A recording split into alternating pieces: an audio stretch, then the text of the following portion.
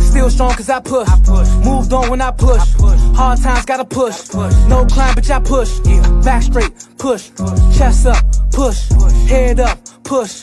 10 toes, push.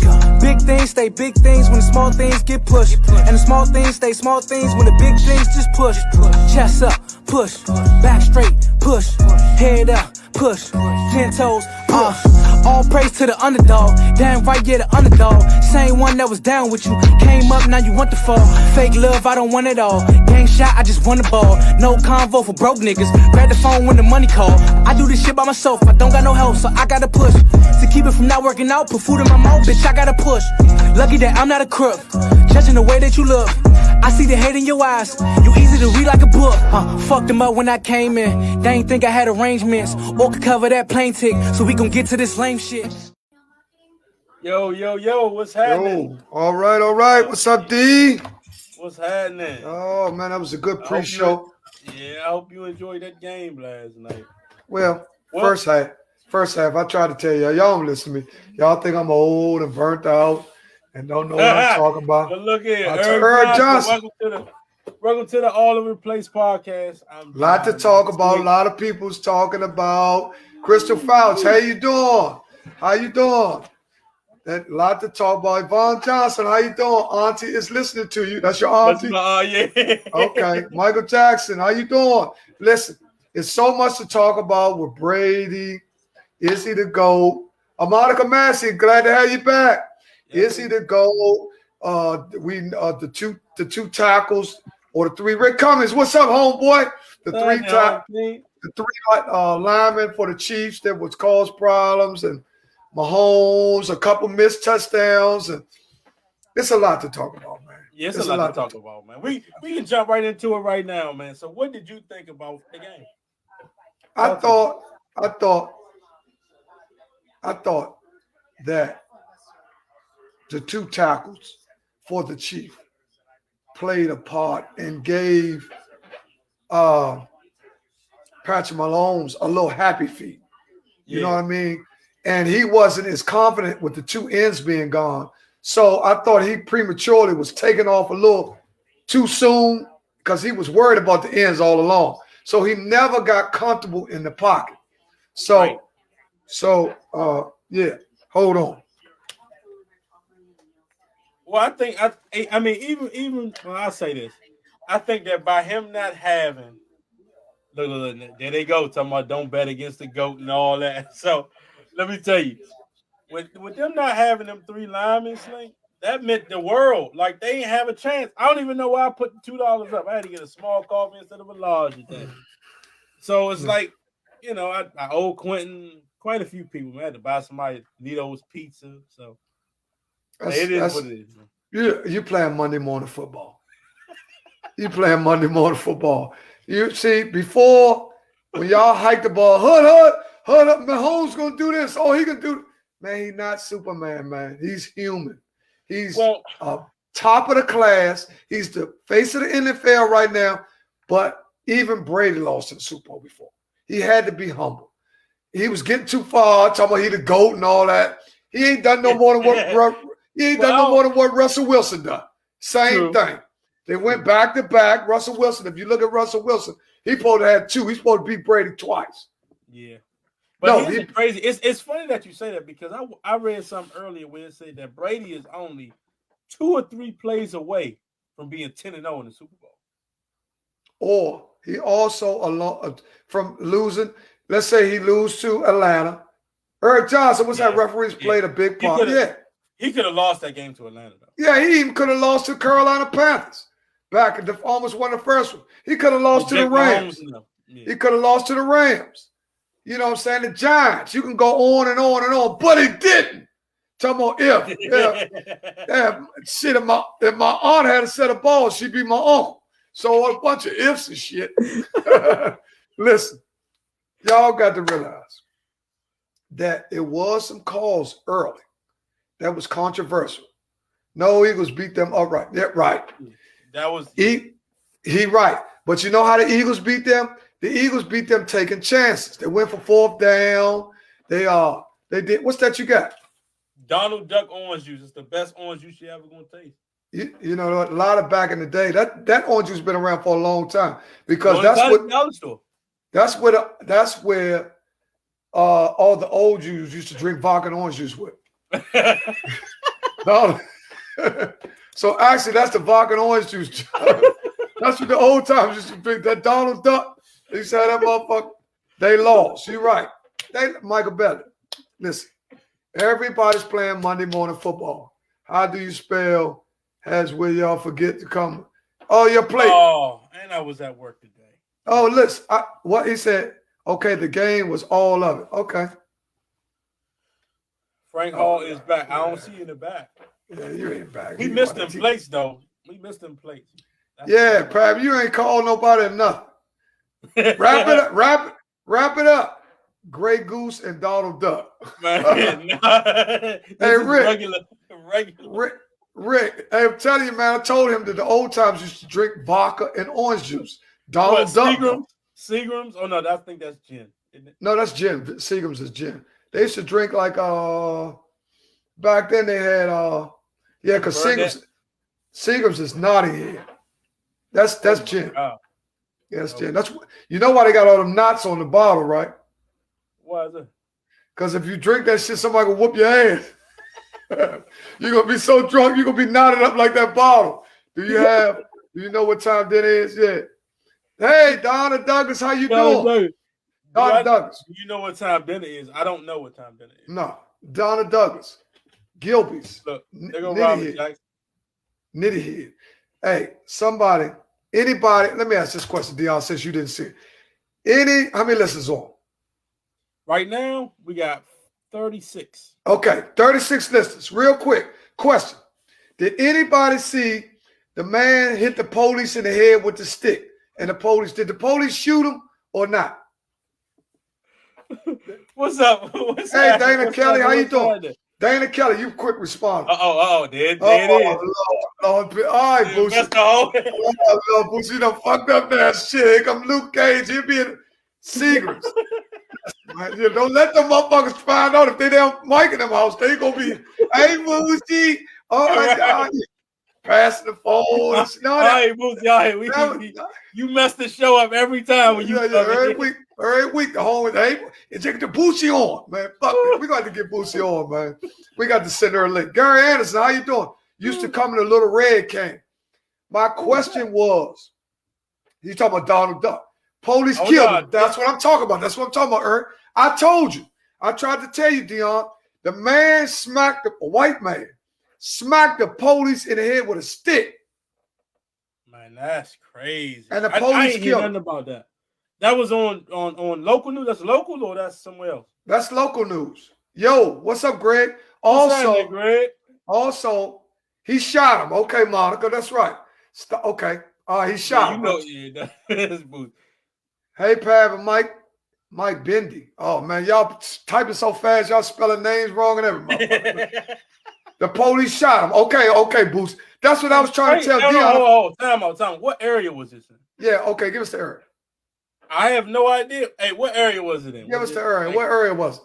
Way out somewhere. I think it was Montgomery County. I think it was that close. I think so. Wow. That was. I told you. Where was it at? Somebody Google that for us right quick. Oh, don't he live out? Don't he live out Montgomery County? Eric Johnson? Eric Johnson. No. I'll bet it. Hit him in the. I told you. Hit him in the. That was in Mo. I told you. I told you it's in Mo County because I seen they had Brown Youth in Gaithersburg. Man, the man was walking up on the police. The police was backing up like, back up. Man, he took a fucking stick, said, shut up. Bow. Broke the stick on the police head. Man, the man did everything possible. He'd have been shot a black motherfucker. The black motherfucker raised the stick. Man, he let the white boy smack him in the head, broke the whole stick on his. He had a long branch. He picked it up off the grass. Slim, something was wrong with that man. Yeah. That's crazy. You gonna see it on your phone. On the Douglas, I don't know if he's alive. No, he did. They said they killed him. He said the police killed him. It said only. Okay, only bro. That's Mo County. We used to play. That's far from where I'm at. That's wow. Yeah, I didn't hear about that at all. So maybe I just missed. That was last night. I think it was yesterday. or maybe yesterday evening. It was yesterday evening. Yeah, I think it was after the game. Yeah, they say the man was tripping. Yeah, yep. I thought I was the only one. Police was older. Yup, police was older. Okay. Man, he was backing up. Man, listen. The shit's so funny. He took the branch and cracked his ass up. Man, the police shot it. He tried to play stupid games. You win stupid prizes. Okay. I hear that. Yeah, that's good. I know. You enjoyed yourself at that Super Bowl party yesterday. I think I seen that they had the hookahs and all that out. Lemon lime and all that. He got a new hookah. He still got his hookah business. Okay. Mm-hmm. Check this out. Yeah. Do you think who do you think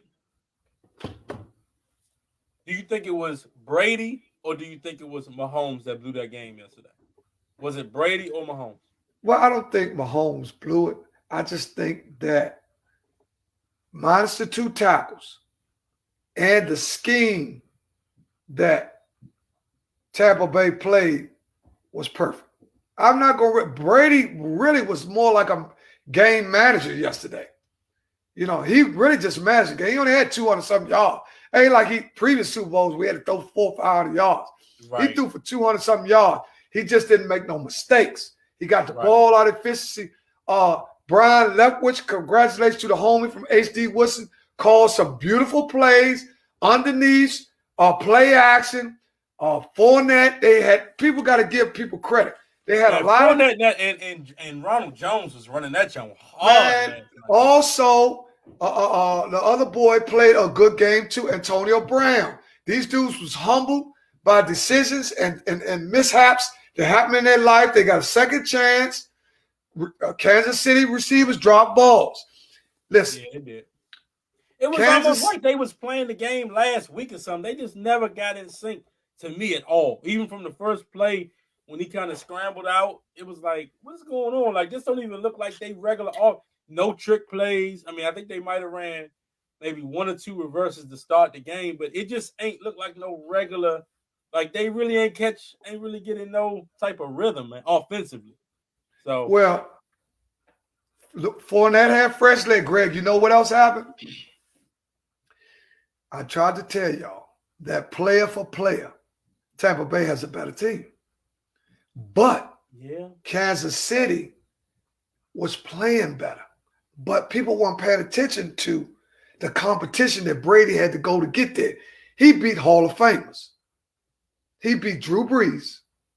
He went to Green Bay and beat Aaron Rodgers. Right? Yeah. When Tampa Bay's defense off of 3 turnovers didn't give Aaron Rodgers a first down, I said, I know they can stop them. You got to realize that Brady had 3 interceptions in the Green Bay game. Right. And off them 3 turnovers, they didn't even give Green Bay a first down. Yeah. So Tampa Bay's defense rose to the occasion, not only in the Super Bowl, but on the championship as well. And against the Saints. The whole playoffs. They not getting enough credit. This dude, Todd Bowles, let me tell you something. Bruce Arians got to be one of the smartest white boys. He got the most diversified staff out of everybody. He got 3 black coaches. He got a female coach. He got all kinds of motherfuckers on his staff. He don't give a fuck who he is. He got Amigo. He got all kinds of motherfuckers. As long as you know what you're doing, get your ass over there. I want him. He was hell-bent on getting Leftwich, or he wasn't even going to take the job. Now I see why, because Leftwich is going to move up the chain over top of Benjamin for a head coaching job. Mike. Don't tell Slink that. He talking about Slink told you that Gronk was better than Kelsey. I told him everything. He didn't listen to me. Gronk is better than Kelsey. Antonio Brown is better than motherfucking Tyreek Hill. Tyreek Hill don't run no but fly routes, man. He can't run no routes. He not no route. Oh my God. He's better than Tyreek Hill. Y'all, you done gone crazy now. Crazy. Man, don't bet against Brady. That's right, Phil. Listen, past guest Phil Morgan, Unison's. What's his name? Unison's the brand. Unison's the brand. I just seen a jersey that they put out. Phil, what was that jersey? Y'all just put something else out. He led Pittsburgh offense to the last Super Bowl. Man, Bruce Arians can coach, and you got to realize that this is Brian Leftwich's second Super Bowl ring. He got one with Pittsburgh. Yeah, I hear you, Greg. He said AB be running great routes. Man, AB he way better than some goddamn that boy dropping passes in the fucking end zone yesterday out there with all that blonde shit. See, AB wised up. He got all that blonde more. He got all that more shit out his head. Now, let me ask you this though. Did you think it was a good idea for the Honey Badger to go up to Tom Brady in the second quarter and get to arguing? Because that's what I said. You don't go up against no goats. You know, anybody of that stature, don't give them nothing to add no fuel to the fire. Because now I think after the game they reported that Tom Brady ended up apologizing for it. But when it happened, Tom Brady ran up on dude, man. What you think about that? What you mean? No, he pointed in Tom Brady's face. Right, and then Tom Brady ran up the field, like chased him up the field, and that's when they threw the flag. I don't know what they was talking about, but he was talking back and forth. Okay, what I think Honey Badger was trying to do is something similar to what he did last year when they were getting beat 24-3 or something against the Texans. Went over there and cussed everybody out and turned it around and all that. That don't work all the time. Sometimes you just have to play better. They were lost out there. They got beat up. Listen, they controlled the line of scrimmage in the game. That's where the football was won at. From the line of scrimmage on the offensive side of the ball and defense. He said Brady called him a nigga. That might be the well of the day. I didn't hear that. What? I ain't hear that. I ain't hear that. I can't see Brady. Now, could he do it? He could do it. But could I see him doing he could do it. What the fuck? Fuck that nigga. Poking in his face, yeah. Fuck you, nigga. Ain't nothing wrong with that. You poking in the man's face. Don't be in the motherfucking face. You be worried about him calling you a nigga. Shit. Yeah, man, fuck that shit. Man, listen. I'm not a Brady fan. Okay. I was rooting for Todd Bowles, our homie from H.D. Woodson, who won the Turkey Bowl in 1997. Brian Leftwich. And I was also rooting for that other black quarter. Brian got the Turkey Bowl Super Bowl as a player. I tried to tell you, he won the Turkey Bowl in 97. See, there you go. He won the Turkey Bowl. He won Super Bowl with Pittsburgh, and now he won one as offensive coordinator. I think he jumped Eric Bieniemy because, and I'm going to tell you something else with the Chiefs nobody's talking about. The Chiefs were mentally fucked up because they was concerned about Andy Reid and his son. The day before that, hit two kids, and one of the little girl is almost, they say she's hanging on by a thread. You see what I'm saying? So the true concern and love that the players had for Andy Reid got them distracted. So what happened with that, Ern? What happened with that, Slink? What story is that? Andy Reid's son got drunk and hit two pedestrians the night before. So I'm telling you, Andy Reid was not focused because now he lost one son that committed suicide. Now his other son just hit two, and he was the linebacker. He might be going up the river messing with. No. Oh, slow down. Ain't no white man going up no fucking river for hitting no two kids. Man, you get 20 years. Man, you get 20 years for that shit. Ain't no white man, father, NFL coach going up no motherfucking river. He'll get some fines. He'll pay a hefty fine, community service, and stuff like that. Brady lived, okay. Please, Andy Reid is used to his kids being knuckleheads. No, but it happened the day before the Super Bowl. See, that's a big difference. That's tough. Yeah, that's serious. See, that distracts you. It didn't take, I ain't saying he wasn't.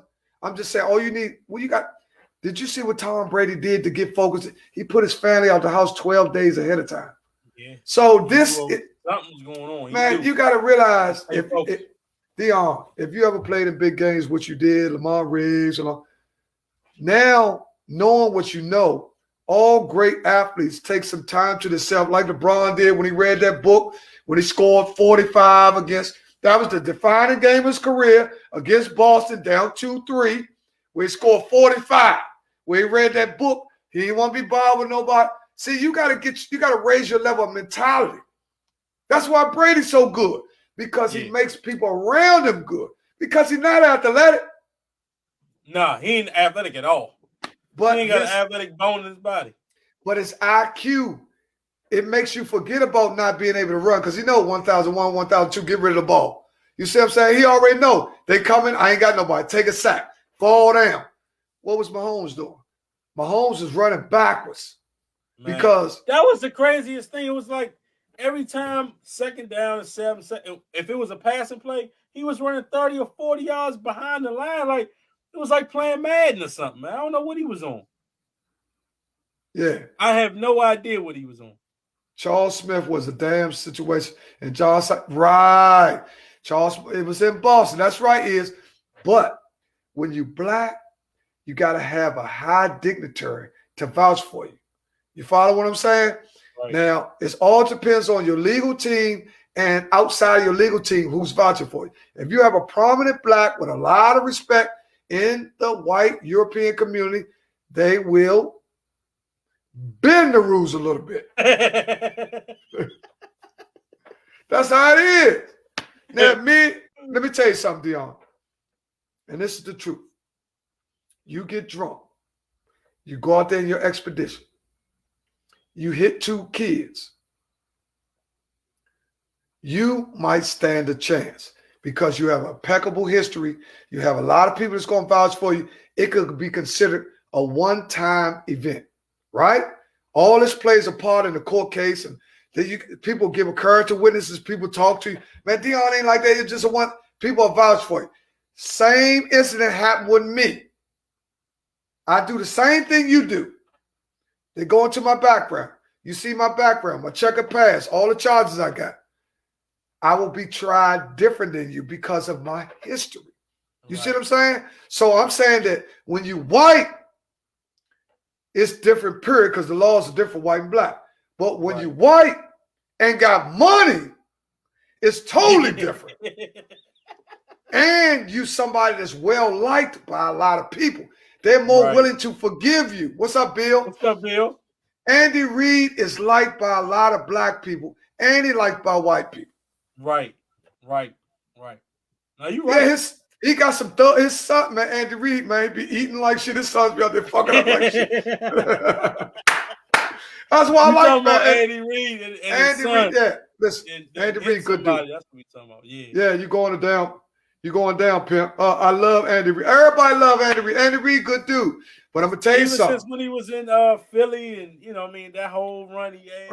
Right. When they said that, it's coming out now that they said Donovan McNabb went out and got drunk before the night of the Super Bowl. That's why he was throwing up.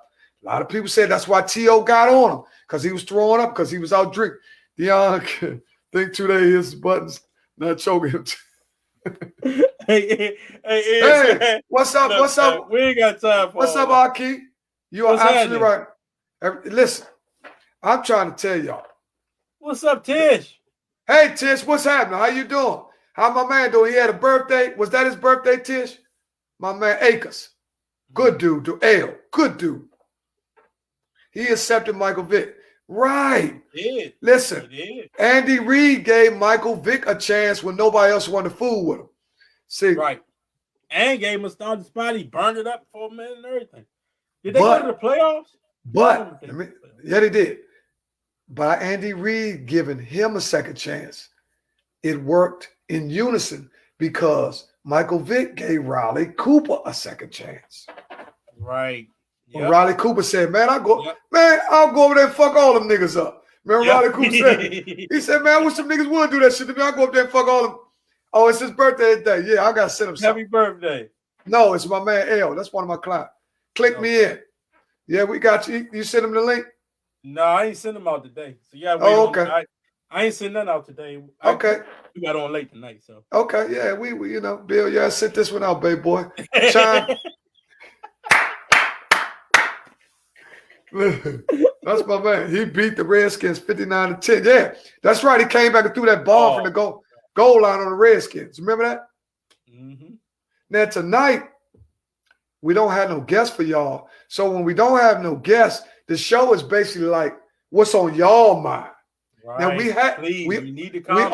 we always have a structured show, but the name of our show is all over the place. So at any given time, if you want to talk about anything, like now y'all know, I told y'all yesterday that the Super Bowl was sponsored by Louis Vuitton. You know what I'm saying? Y'all seen that LV at the top with the joint? I told y'all the Super Bowl was sponsored by Louis Vuitton. Now, we also talk about they just started it yesterday. No, Bill. They just started yesterday. If you haven't taken your COVID test, all the COVID results that y'all took, they're not valid. You have to go to Six Flags with no drawers on, and they doing anal COVID.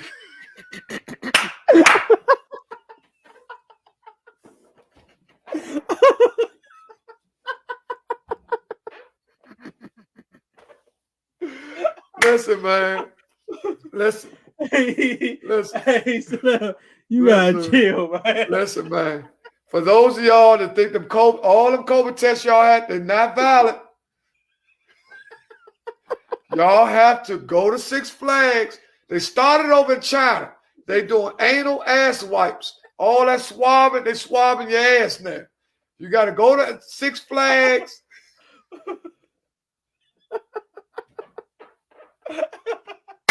Gotta go to Six Flags. This is a real thing, though. Listen, they really are doing that, though. Yeah, they doing that. Listen, Deon. Okay, Deon. See, they think I be bullshit. Tell them where that originally started from, Deon.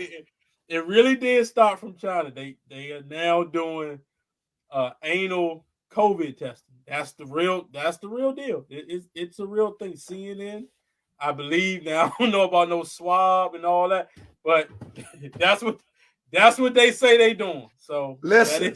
That is correct. Listen, I'm gonna tell you something. So when you go to Six, don't even wear no drawers. Oh, put your drawers in the trunk. You can wear them if you go to work. You can pull down the gas station and put your drawers.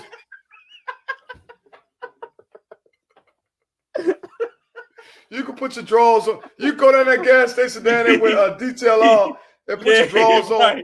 By the McDonald's right there. Yeah, go down to McDonald's. Go through. Now, I don't want to see nobody in the drive-thru with their hands in there trying to talk about get a small coffee, her hands brown. Motherfucker, listen.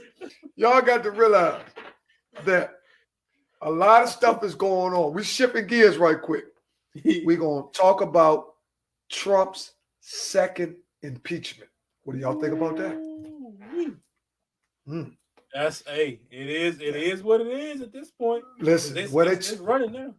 They're talking about they said that Trump, his lawyer, his defense team is arguing that the words that he spoke when he told everybody to go out there, those weren't inciting words. Do y'all think what he did was exciting? Because that's what they charged him with, inciting an insurrection. So let me get my personal opinion. First of all, I think that he's been talking in code since the beginning of his campaign. He's talking to a different set of people who understand the language that he's given and is sending messages amongst the regular mega crowd. So you got 3 or 4 different entities like Proud Boys okay. Donna Douglas said no. Okay. We respect that, Donna Douglas. I'm guessing that's what she's talking about, but no, she said she don't think that what he said was inciting a riot. Okay. He also said go up there. Yeah. Yeah. Didn't say that. Okay. She said she agreed about the code talk. Yeah, he's been talking in code, but it's a few people that's in his cabinet who have been misleading him on how to reach other people inside the ethnic groups like the Proud Boys, QAnon. A lot of people say that's Michael Flynn. I told y'all last week that Q stands for a person. They were saying that that's Michael Flynn because they also had they gave a tour the week prior before the insurrection came where people actually knew what offices to go into from a tour that they was given, which was an unauthorized tour, right? Right. And the lady who they just put her on the speaking band, she's a Congress. The Capitol was to stand down and stand by. Okay, he stayed on the debate. Okay, that's what I'm talking about. Listen, The other night on CNN, they had a dude on there that was decoding everything that they say. Everything that he's been saying since. Right, Tasha, that's what I'm talking about, babe. Tasha, oh yeah, my man wanted your number too. I told him to send you a friend request about credit repair. Malcolm, she's on here tonight. She's on here tonight, so you can inbox her now since she's on tonight because he called me and asked me, suck my weenie, Michael. No. Oh, Lord. Listen. Y'all getting wild already. Listen, it's only 8 o'clock. It ain't 9 yet. Listen, one thing for sure, two things for certain. We are not a Democratic show. No. We are all over the place. To be a Republican is not saying that you're a bad person, but to be a racist is. So let's get the two. I know some good Republicans. It's just that's what they choose. That's them. You can't listen. You can't knock what party a person would. See, we got to learn to agree to disagree. It's okay. We can still disagree and still respect one another. But the problem comes in when we don't respect each other's views. Now, if the views become racist or harmful to any other ethnic group, that's where you're going to have problems. Like your boy that comes on here. What's it? Country Earl. Him. Yeah, Country Earl. We're going to fuck him up when we catch him. So y'all seen the dude, the guy. Okay, we talked about that. Mm-hmm. We talked about the insurrection. Mahone. I mean, my opinion is I think he told them to go down there and do it. I think if they're gonna lock up the people that went in there, they need to lock up or he has to pay some type of penalty for telling them to go down there. They went in there following, I guess you could say, his orders. So, and even in some of their cases, they saying they was listening to the president. So he gotta take some of that responsibility. So, I don't know. Well, now what the big deal is now, and we're going to have our man Josh DeBosin. We're going to get the expert before the week is out. We're going to bring y'all a CNN analyst, a guy that was also the spiritual advisor for Barack Obama, guy that, listen, he's coming this week. We'll have a special show for him. He's one of the top guests that we have on here because he gives us insight to the people. And he's one of us. This guy is so intelligent. And to have someone like that who knows exactly what he's talking about is a blessing for all of us. Because, see, me and you, we playing CNN politics. We just going by what we read, going by what we hear. None of us are politicians. So we got our own views.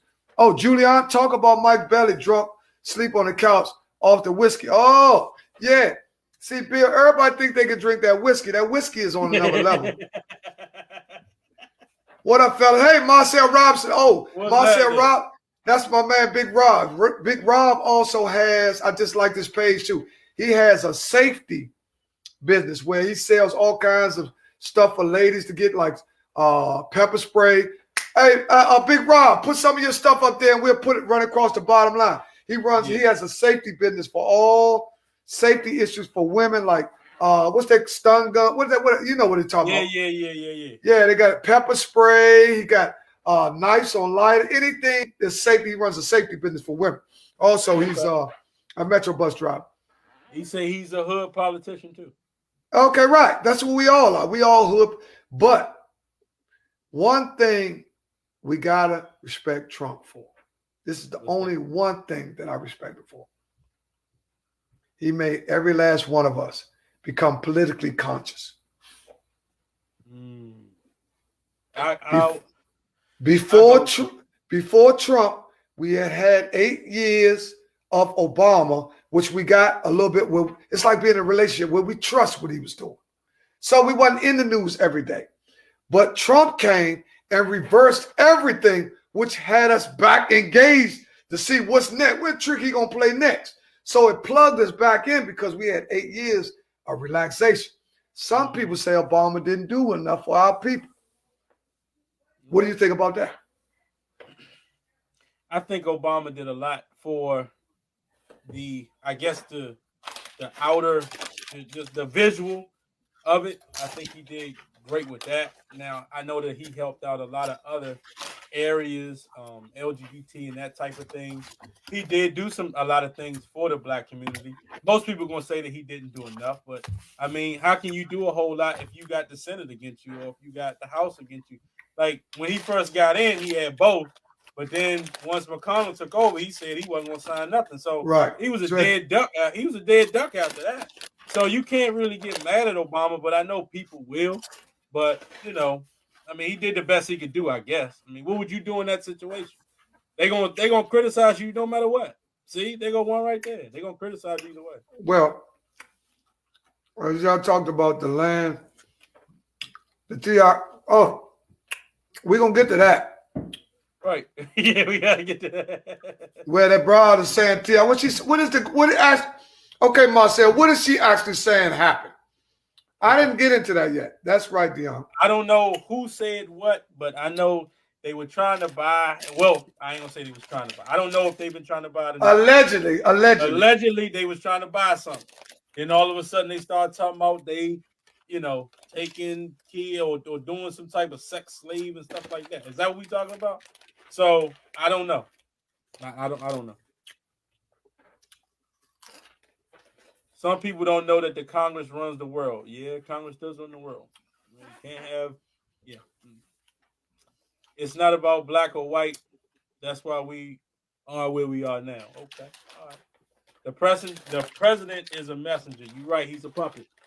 So listen, man. Puppet man. I just want to thank all y'all for engaging, because the more that we put people's thought process out, the more familiar we can get with how a person thinks. See, we got to be all on the same page. If you're a Republican, it don't matter. All we got to do is learn how to respect one another, do better individually first. Be a better me. That's the whole goal. It starts with me. See, once I be a better me, once Deon be a better Deon, once Marcel be a better Marcel, then we building something. But if I get better, Deon get better, and y'all right here talking about killing me and Deon because we done blew up, we got to watch y'all, motherfucker. See, I don't know what was going on with that. Okay, she said, listen, Bloom, involved the Tip and Tiny saga spells trouble for those two. Now, I'm going to tell you something. If y'all want to get deep to this, yeah, we always, listen. Let me tell you something. This, Dana Kelly, this is the real deal. One thing about that motherfucker, Tiny, T.I. wife, Shorty is a vicious little nasty little motherfucker. I can look at that motherfucker. Shorty. See, I think what's happening that in the beginning, T.I. was, he was in charge and all that. But I think she done took her to another level because they got a little room, which I seen one especially what she talked about. She turns into another person. Huh? So, yeah. They got that. Weekend was cranking. Man, Weekend without them that blood ass fucking shit on, man. Weekend look some shit. The Weekend, I don't want to see that shit with a white mask on, cold-blooded hoe. Okay, you say Floyd tore her ass up. Yeah, hey, listen. Oh, and T.I., now that happened too. T.I. tried to steal him in the restaurant and all that shit. But listen, I'm trying to tell y'all are sleeping on. That's what I'm talking about. She said she had an alter ego, that they had a little room. If y'all ever watched the T.I. special. And see, I like T.I. because I know in his heart, I know in Shorty's heart, he really got a true concern for our people. I know he do. Now, see, just because you want to do good in your heart don't mean what's in your heart will actually come out in your works. You see what I'm saying, Deon? Some people have a good heart. You like, man, why the fuck he do that? You know what I'm saying? You can't explain it. Oh, he got a good heart, though. Fuck that. Why he do what he just did? Oh, ain't no good heart motherfucker do that. So I'm saying, so there, she a hoe. Okay, see, Tiny, a lot of people don't know that Tiny actually was the celebrity before T.I. He was a little dirty motherfucker. You know what I'm saying? Tiny was with that, what's that shit they was with? What's that joint they had her and the other broad? Yeah, they was big shit. That group they had. This was when T.I. was a little dirty motherfucker down the street. He hustled selling rocks and shit. She had made it into stardom before T.I. Right. T.I. was on the grind. So she was the prize, right? Right. And then when T.I. came, that's it. They said escape. She was the prize. But when T.I. came, he had a promising career. He was very talented. Shorty talented. He got a very vicious catalog. I like T.I. Yeah. I like that. I like T.I. There's still some question marks about how he got from where I come from, how he got caught with all them guns and all that shit, and did a don't snitch video. And I said, we ain't gonna go into all that. We talking about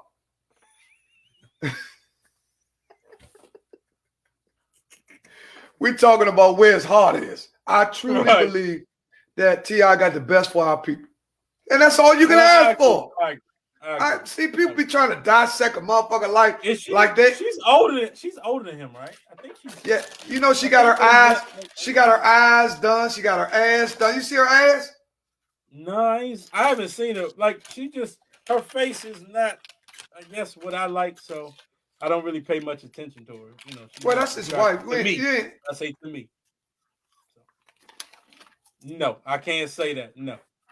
I've never seen her body, but if she did it up like everybody else, you know, that's the new big thing. Slink, everybody want to do their body up and had the biggest butt and biggest boobs and all that. So it is what it is. Listen, did you see the movie? What was it? The Wendy Williams movie? Did you see no. They, I see one thing about Wendy Williams. Movie. I think they got a salt and pepper. I watched a little bit of salt and pepper movie with my wife. Now, I see one thing about Wendy Williams, a lot of motherfuckers ain't talking about. Wendy Williams been tricking for a minute now. See, niggas don't talk that real shit. See, niggas think they the only one be tricking. See, that's what I'm trying to tell you. Them chips good, huh? Yeah, good as a motherfucker. This segment is brought to you by Us Potato Chips. Yeah, Us Potato Chips. And Donald Duck. And Donald Duck always. Oh, yeah, don't forget about my favorite brand of beer, Heineken. And some water. There you go. Yeah. Okay, listen. They don't eat chips on the air, CNN. This ghetto.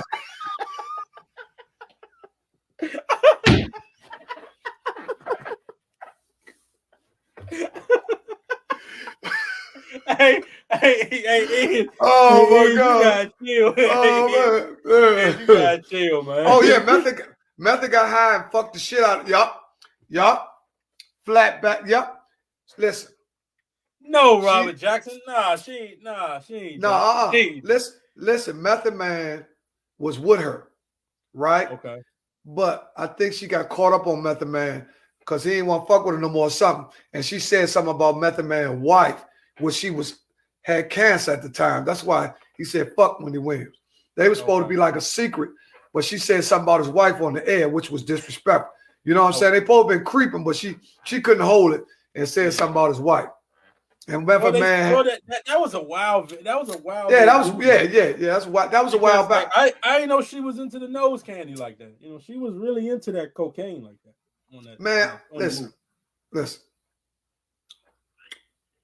What they do is, now that's Hollywood right there. What they do is they try to show our people glorifying using drugs, which will affect our younger people. See, right? Now, me and you know the difference. We can't snort cocaine. But if a 15 or 16-year-old girl they think that they still could be successful and snort cocaine, which is a terrible image to project. But it's Hollywood. You see what I'm saying? So Wendy Williams was able to survive because she's worth almost $100 million right now. Right. She's worth almost. It was like almost every other scene she was messing with. I'm like, damn, she was like that. Like, why would she really put that in the story? But I guess you want to get the story out. She tried to get and close it. She thought that would be like, it's something about our people. We think that all the bad stuff about us is so good to glorify instead of saying, man, that was wrong, man. Because you got to always be ever mindful that young people are learning on the job. So when they watching you and you projecting this shit like it's really cool, that's like me. I've been incarcerated. You don't never hear me run around talking, man, when I was like, that shit ain't cool, Slim. Those were mistakes that I learned from. You don't supposed to glorify no shit like that because you misleading. What they say, the shame and the honor are misplaced. The stuff people should be ashamed of, they honoring. And the stuff they should be honoring, they thinking it's goofy shit. You know, like in our community, we should be preaching how important it is to be smart. Yeah. We should be preaching in our community how important it is for a young person to stay abstinent from sex, right? Mm-hmm. These are the things that those are the images we should be portraying, but it's not. They're preaching about the codeine and the perks, and they're making the thing acceptable. See, they're glorifying all this shit, and people come. She loved her gangster and a part of her. Okay, yeah, but that was just a little bit. Oh, let me tell you what a dude. I seen a dude. I watched the interview. Deon, this dude gave us some knowledge. He said, "What is say this time?" No, that was my cousin Tommy talking. But I owe him $5. I owe $5. Donna Douglas said her husband was actually a good man, even though he dogged Wendy out. From what I saw on the movie. Hey, you know what? That's a great segue, Donna Douglas. Hey, Slink, let me ask you this. Now they was together, right? And I thought it was kind of strange myself. I know she had the baby, or something happened with the baby. I think it was a miscarriage or something like that. It's a sad song. I'm not, nothing. But as the movie kept going on, he came in the room like, I haven't had sex with you in over a year. What do you expect? And then he starts to cheat on her. So I'm guessing what I want to ask you and the people that's watching that's chiming in is it ever okay, even if it's after a long time you haven't had no sex with your wife, to go out and dip around, or should you kind of hang in there? I mean, it all depends, right? Well, by law, you're not supposed to cheat, or you're not supposed to commit infidelity. But if reality sit in, I never watched it. I didn't watch it, Slim. I didn't watch that shit. I'm not a fan of Whitney Williams, but I respect the empire she built. Wendy Williams is worth $100 million. Let's be honest. It's hard for black people to create an empire of $100 million. So don't worry about all the stuff about Wendy Williams you don't like. Focus on the stuff that can help you build your brand. See, I know there ain't nothing created all good and ain't nothing created all bad. So what I try to do is, even if somebody I don't like I'm not a Tom Brady fan, but I respect the fact of what he done in his career. See, I know it took some excellence. I know it took some hard work. I know it took some dedication. Those are the traits that I try to adopt from people who are successful.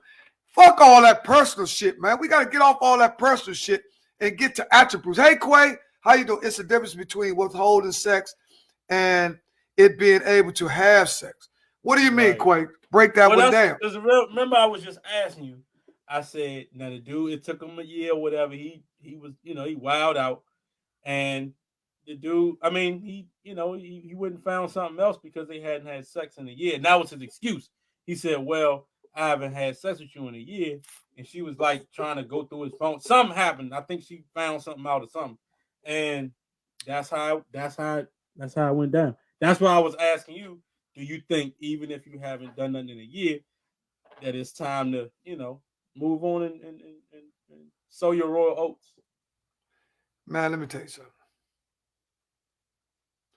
If you ain't had sex with your significant other, spouse, or whoever the fuck in a year, unless it's some type of medical issues going on, then you need to reevaluate what you're doing.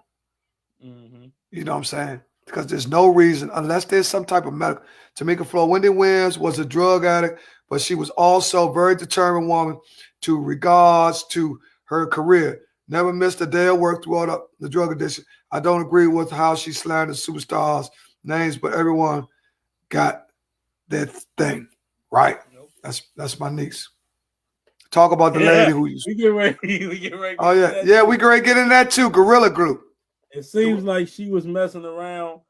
It seems like he was messing around with her from the beginning. Yeah, listen, man. Let me tell you something. Dang, that's tough. Listen. Nobody. I'm gonna tell all you women something that's on. How many people we got on right now, Deon? How many women? No, how many people? Oh, right now we got 74 people on right now. Okay, 74. Okay. She has a weak service and couldn't have. Oh, okay. All right. okay. Yeah. Just asking questions. Okay. That's a medical condition.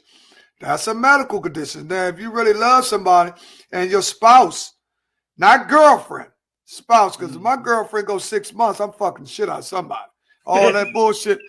My spouse is something different because I have made a commitment, not my baby mother, not all that shit. My wife. Right. See, there's levels to that shit. This is somebody I've said I'm committed. So you can't walk out no marriage without some motherfucking paperwork being drawn up. And you have to split some shit up. You can walk out of a relationship and all that other shit. I holler at fuck you too. Yeah, fuck you too. Yeah. Take the coffee table. Yeah, fuck you. Go give me the chair. Man, you can do all that when you in a girlfriend-boyfriend shit. But when you married, you got to hire lawyers and shit. Right. I don't fault her husband. She haven't had sex with him in over a year. Then she should have got somebody else who was probably cheating on her from the beginning. Okay, right. Love you. Oh, there you go. It's hard for anybody. Let's be honest, y'all. It's hard for anybody in this day and time to go a year without sex. Man, a year without sex in this day is... Man, your dick might get smaller. You ain't working that muscle. A year. Man, a year, man, a motherfucker be waking up, man. Good God Almighty. Man, he mad every day. He mad every day. He got an attitude every day. Listen, man. Listen. Especially if you had a high sex drive. Right. If it was going on for like the first 2, 3, 4, 5 years or whatever, and then it just automatically got cut off. Oh, okay. I'll tell you what. See, we're gonna break this shit down. Break it down. In a healthy relationship, two people say they love each other. How many times a week? I mean, you got to poll it. I don't know. You got to poll that. What me and you might say, it might be a no. That's for our listeners. We talking to our listeners. Okay. In a healthy relationship, someone you have deeply concerned about. Your significant other. Significant other, husband, or whatever you want to call a life partner. We got a whole bunch of names for shit. Life partner, my real estate queen, and all this. Listen. How many? Robert Jackson said fit. Now that might be excessive, Robert Jackson. But if that's what you're looking for, whatever you say. We talking about per week. How many times per week? How many times per week? Depends on schedules and other factors. Okay. So if you had to put a number on it, because see what a male might say, he might say every day and twice on Sunday. No. A woman might say, no, I can go one day out the week and be fine. No, I'm gonna be honest. Now, let's talk honesty. I'm gonna be honest. In 7 days, I want some pussy 3 days. In 7 days a week, I want pussy 3 days. Okay. Yeah, right. Yeah. It's got. Well, I guess I don't know. Okay. I'm gonna say 4 to 5. Right. It's got to be a big number. Like it's got to be a higher number for me. Right, and I understand that. That's what I'm saying. I'm just okay. Will said 10. I'm just saying in the week for me, 7 days over a 7-year period. I need some pussy at least 3 days. Now, if I sleep with you on a Monday, Tuesday, I might take off. Right? Okay. Even might take off Wednesday. Thursday, I'm coming back. I want the pussy Thursday. Friday, I chill. And then Saturday, I want some pussy. All right. Let me read what Jonathan Douglas say. He said, hold up. He had to put with a lot of stuff for her having an addiction. I have sympathy for that nigga. That addiction was the elephant in the room. Okay. She's talking about Wendy's addiction. Yeah, Wendy's. I'll be motherfucking tired. Yeah, right. Listen, right. Yeah, see, that's what I'm saying. How many times, man, go without sex for a year. Yeah, that's a hard thing. Man. Listen, we talking real. Ain't no nigga on this phone, on this goddamn show, going a year without no pussy, unless something wrong with his shit. It's got to be something going. It's got to be something going on. Listen, it's got to be something physical. Unless you an ugly, dirty motherfucker, don't nobody want. You ain't even gonna go a month. Hey, Bill, you got shit. Say what? He said, niggas dicks out here doing a bid in the streets. Yeah, you got to realize, listen, man, we're not just talking sex. We were speaking about a relationship. How often? How many times? How often? So, I mean, I'm thinking it's based on your age. It's based on 3 to 5. In the beginning of the relationship, people would tend to have sex more because they're getting acquainted with each other's bodies. They're trying to find the spots and all that. But after time goes on, you know what turns her on. She know what turns you on. So y'all a little bit more familiar with it. The frequency starts to fade out and you start to go more on spontaneous or creativity. Right. Ugly, dirty, you stupid. Okay. Yeah. Well, he said, hold on. Or he's still a virgin. If he gonna wait that long, maybe. There ain't no motherfucking virgins out this motherfucker. Shot every day in the beginning. Yeah. Right. Yeah, because you know what a man in the beginning, yeah, you going because I'm saying that was let me tell you something. In the beginning, what we do is our animalness comes out and we mark our territory. That's all we're doing. See, and when you fucking a woman on a regular basis every day, you also gauging that pussy. You can tell if a motherfucker been in there behind you. You see what I'm saying? See, that's what a motherfucker really doing. He ain't gonna tell you for real. He trying to fit that motherfucker in his shit so he can make sure. Because if you come in that motherfucker and that you go in there one day and that joke be baggy, you be like, man, what the fuck you going?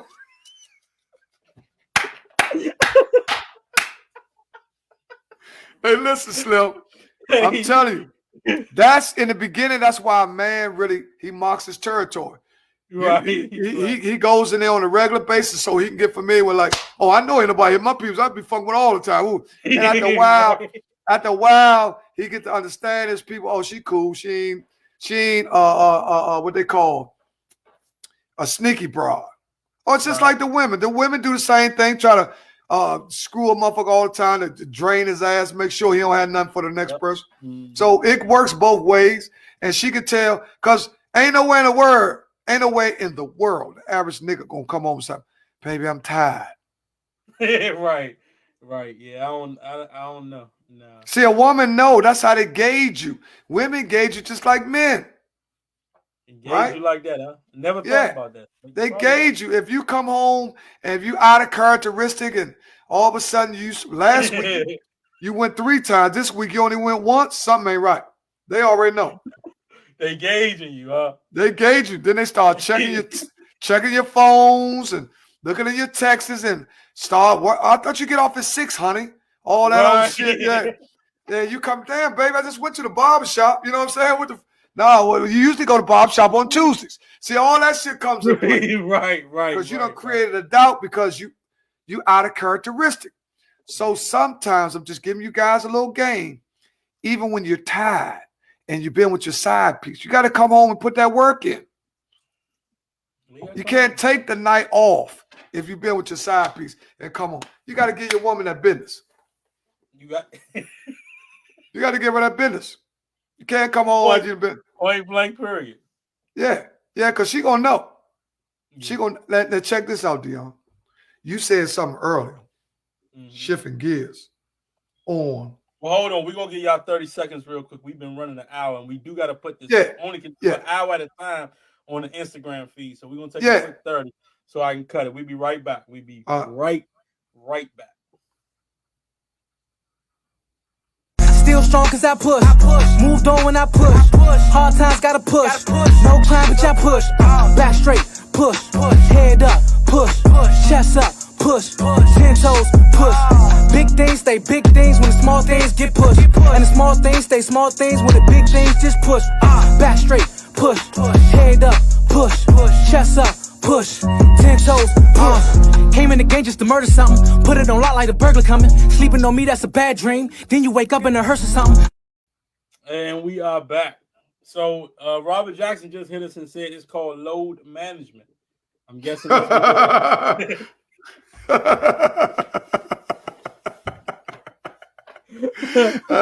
that's a good one. It's called load management. That's a good one. That's a good one. That's a good one. What was you about to ask, though? My question was,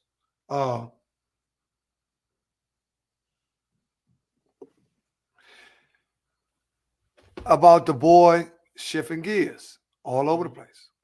We're going to finance. Okay.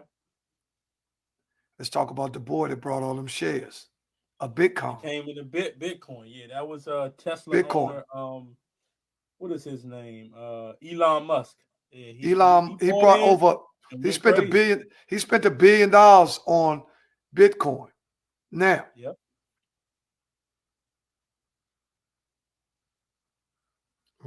Put some work in on how to be with your topic. Okay, look. Listen.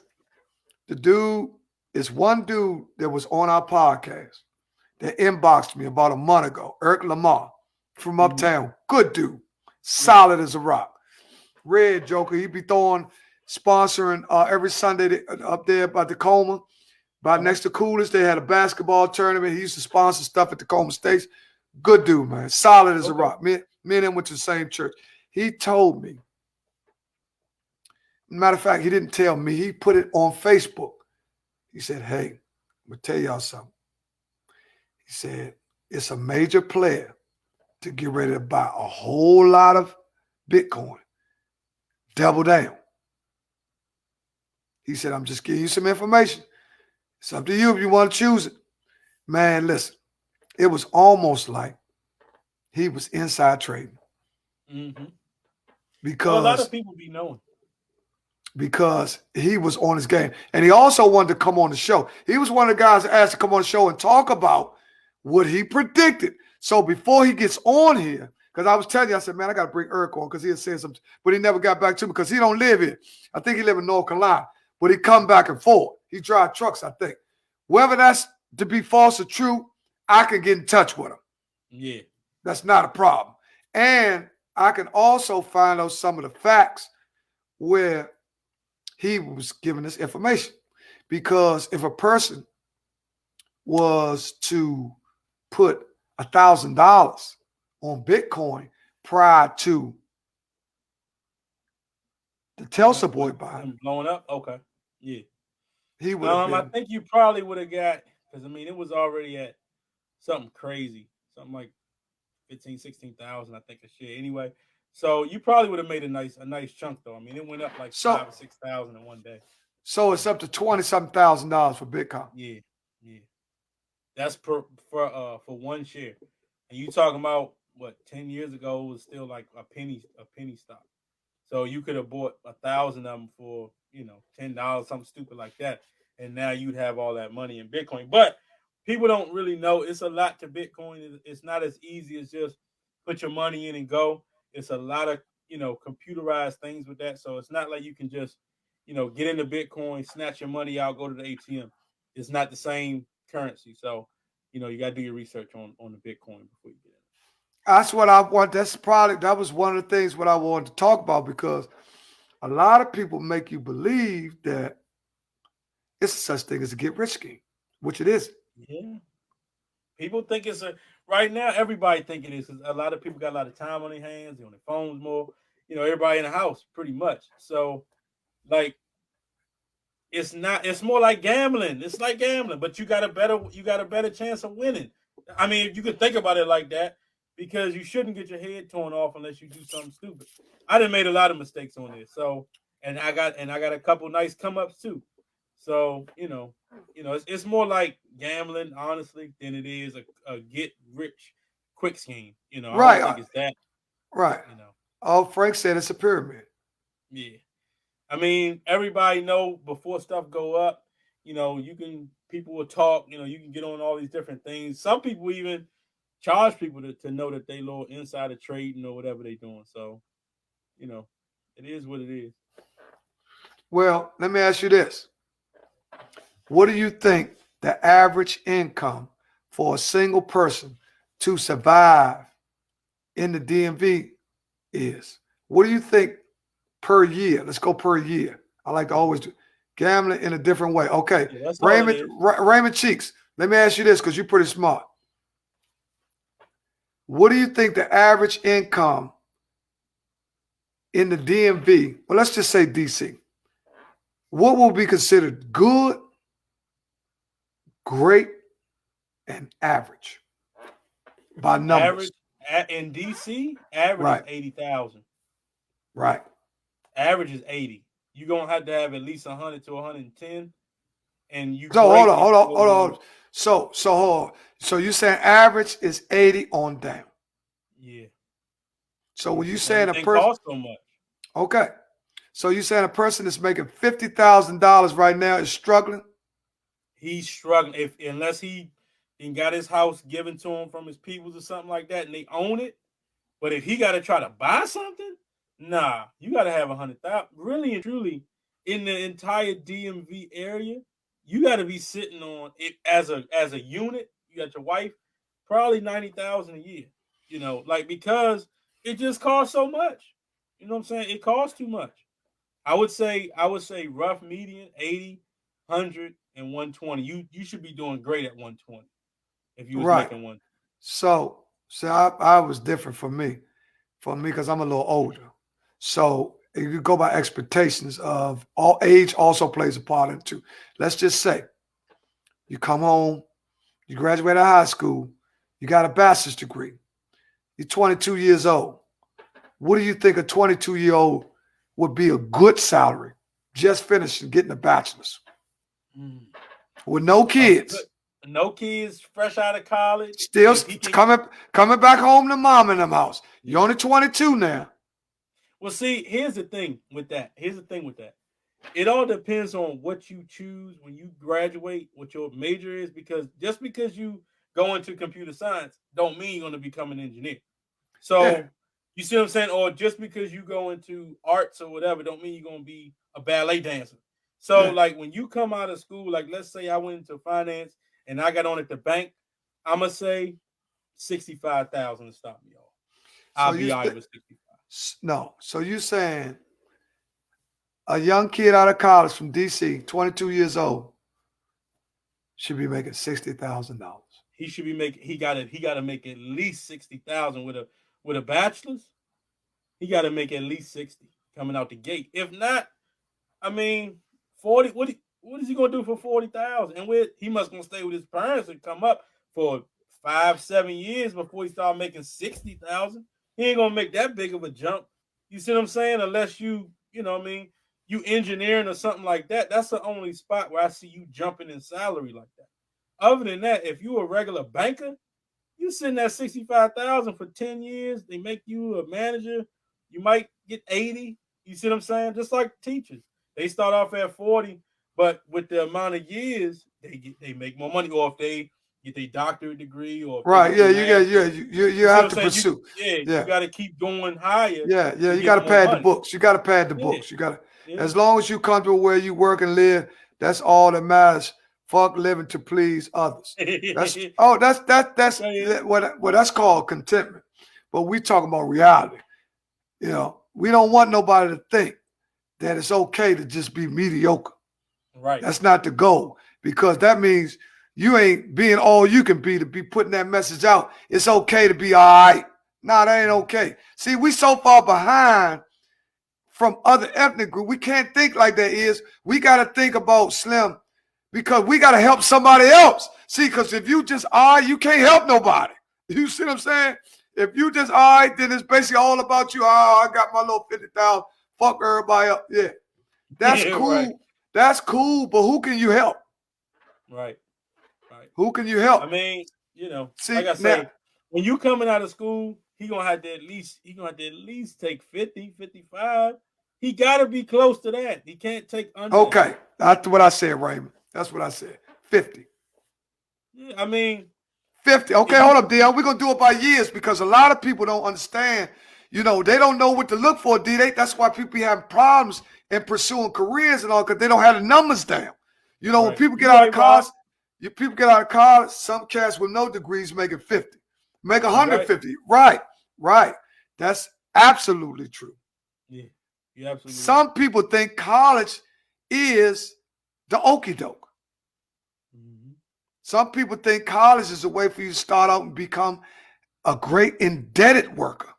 Mm-hmm. See, because you come home, you got $60,000, $70,000 worth of student loans, and you ain't even got the job yet, but you got $60,000. You 60 in the hole. So now you got an education, but you don't have an income. Right. So I'm saying at 22 years old, the average black person is lucky if they make 50. I'm saying they're going to be making somewhere between, it's based on where your degree is from, what it's in, what your GPA was, and all that plays a part too. We know that. But I'm saying college is okay, okie doke, but what can you do? Yeah. Deon have to help it.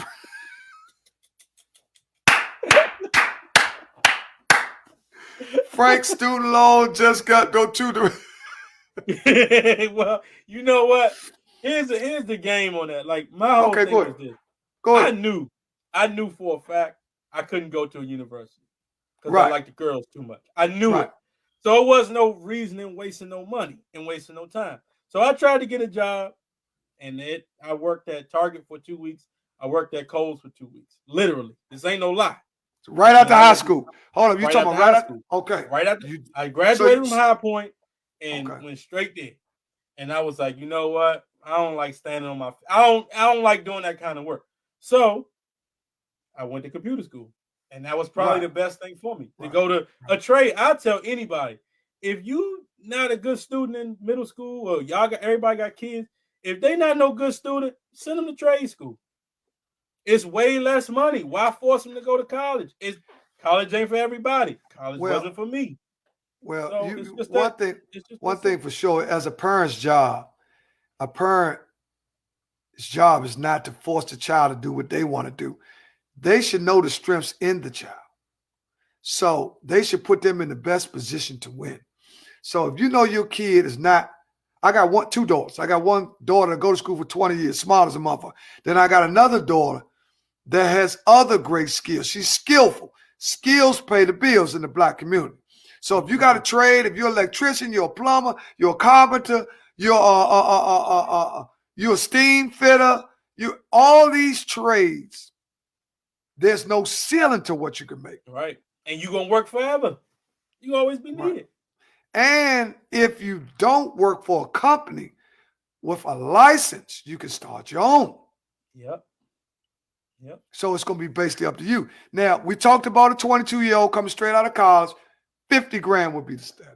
Now, 5 years on the job from 22, let's say 22 to 30. You should have been able to move up from 50 to maybe 65,000. Yeah, 65. To your 30. 15,000, right. So which would 50 what 8 years, that means that you would have made a $2,000 increase per year, right? That's basically what we're saying right there. Yeah. That's about 8,000. 45. Normally about 8,000. Yeah. Okay. Now, you're 30 years old. Now we're getting to the point where you're in the middle now. You're in the second quarter. Now hold on. Do we got kids now? Because that little, you know what I'm saying? You can start a family right there in that 20 to 30. You see what I'm great to get to that. Now, if you got prostitution or drugs, man, now if you make it 65,000, the average female might have one, maybe two kids. So now, let's just say one. Let's just keep it clean. Okay. We're going to give our sisters a break. She got one kid. So now that 65,000 goes back down to like 40,000. Because you got another mouth to feed. You got hospitalization. You got health care. You got schooling. You got clothing. You got roof over the head. We on the same page. I'm trying to tell you. So now $65,000 with one kid goes to almost $40,000. You might as well say part of that salary is shaved off. You see what I'm saying? Especially if you solo. Especially if you solo. Now, if you got, if you do, but you said they single, so they single. They single. We talking about baby mama shit. You know, none of these motherfuckers ain't with their baby. The job got to be a stepping stone, but you got to make your money work for you. Right. Listen. Let me tell you something. Moving up isn't easy. Yeah. Let me tell you something. The only way you can work for you is to pay yourself. Mm-hmm. Now, if you have a job and you're not putting away 1 hour of your salary a day, that means that's 1 hour that you're working for you. You could be on a job. If you make $40 an hour, you should be able to put $40 a day away every day. Because that's 1 hour. That's a big number. Why is it so big? $40 a day is a big number. Like, because when you add it up at the end, what you make per hour isn't what you're gonna bring home. Come on, you know that. If I make $50 an hour after taxes, I might bring home $32 after taxes. So you want me to take 50 out what I make on the paper? No, listen. Listen. If you make $50 an hour, you put away $250 a week. There you go. That's all. Right. That's the only thing I'm saying. If you make $50 a day, if you make $50 an hour, you put away $250 a week. That's you working for yourself because that hour you're separating for you. That's yours. Now everything else, bills, and then you're still gonna save over here, but I'm saying that 1 hour a day you're taking out of your salary and putting it away. That's yours because everything else gonna be equated into your bills and all that. So let's just say me. When I came into my field, I'm a barber. I'm a master barber. Mm-hmm. When I first started working in 2011, I wasn't making the money I make now, right? It was a process, right? Some things had to happen. Some changes had to. We don't get all into what I make, but let's just say I do pretty good for a barber. Okay. Right? I make more than probably a lot of motherfuckers that got degrees. Right. You see what I'm saying? And I'm good with money, so I know what to do with money. And I have a partner who's good with money. So that's how I win. So what I'm saying is, it's not do what I do. It's do what you do, but do the best thing for you. Right. That's what I'm saying. Don't do what I do because what works for me may not work for you. But I'm saying, Deon, let's say you make sense. It do make a lot of sense to pay yourself. I never thought about it like that. Man, you gotta pay 1 hour, 1 hour a day. 1 hour a day. Whatever you making in that 1 hour, 5 days a week, you should be able to put that up. Don't even touch that. You never touch that because look at it. I had told a story the other day. Well, it's about maybe a year ago. If you want to put away $1 away for 35 cents. Right. Listen, Deon. Yeah. I'm going to get to what she talk about. If you put away $20 a day, that's $600 a month. That's $7,200 a year. $7,000 in 5 years. That's $35,000. This is where you get your riches from. See, people don't understand. That's how you get rich. Because if you go back, discipline, that's right. See, if we can buy all these cars and glasses, and I'm a victim of it too, gold jewelry and tricking bottles, motherfuckers. Like Deon said, we buying all these motherfucking Moet balls. And listen, that's what they call the ladder factor. They call that money the ladder factor. That's the money that you never count, but that's your riches. Right. Those are your riches. Listen, I'm going to tell you like this. This one thing my pastor said. He said a lot of our riches are in our garage. If we go in our garage and start selling all that shit we don't even use, you'd be surprised. Yep. We just got money sitting around. Just collecting no interest, which the bank ain't going to give you whole lot of interest anyway. We got mutual funds. You got Robin Hood, you fucking with Robin Hood and all that shit. We also got to learn to invest. There you go, Dre. That's what I'm talking about. Now I pulled this one back up because this is a good one that Donna Douglas said. What I don't understand is how somebody that claims that they make 100,000 always crying broke. That's like 8,000. Okay, now it really don't matter if you make 100,000, 80,000, or 60,000. If it all depends on what you got to pay for every month. So if I bring home $1,000 a week, or let's say I bring home $2,000 a month or whatever it is, and I got to pay $1,500 for the rent, and then I got to pay all the other bills, I'm gonna probably end up with like $100. Like that ain't no way to live. That's no way to live. Okay. See, this how you broke that down. Okay. Prime example. Let's go back to what the salary you said. Let's just go weekly. You make how much? Let's say weekly. Let's say weekly is $800 a week. Okay, $800 a week. That's $3,200 a month. $3,200 a month. That's $40,000 a year. Round it off at $40,000 a year. That's $40K. All right. Now, you know where a lot of our money is spent? Buying lunch. Yeah. Listen to where our money go. This is where our money going. Buying breakfast. Mm-hmm. Starbucks coffee. Donald Duck orange juice. Coffee. This is where a lot of your money go. People don't pay no attention to this money. Coffee, right? Also, alcohol. Oh yeah, that's definitely a big one. Let's just get to the regular. Let's get to now. Those are just all that stuff. That's lifestyle. Exactly. There you go, dear. All that you don't have to buy. See, we done got away from cooking and taking a lunch. Right? We talking about food and gas, eating out, spend $400. We telling the truth. See, this is what I'm trying to tell you. Listen, when you start tracing your money, fuck that COVID tracing. Trace your cash. That's what I do. Nigga be talking, man, how you do this? Man, listen, man. That is correct. Lunch for me. Listen, if you start equating your bills or what you spend in a day, you be like, God damn. I'm going to tell you, all you got to do, and you'll be surprised, Slim, motherfucker might spend $30, $40 a day on some bullshit. Yep. That's the same 30 or 40 you could be putting away, which could be inside your grocery bill because you could be taking lunch to work. Mm-hmm. Yep. Right. You could be taking breakfast to work. You could be cooking breakfast. But you know why?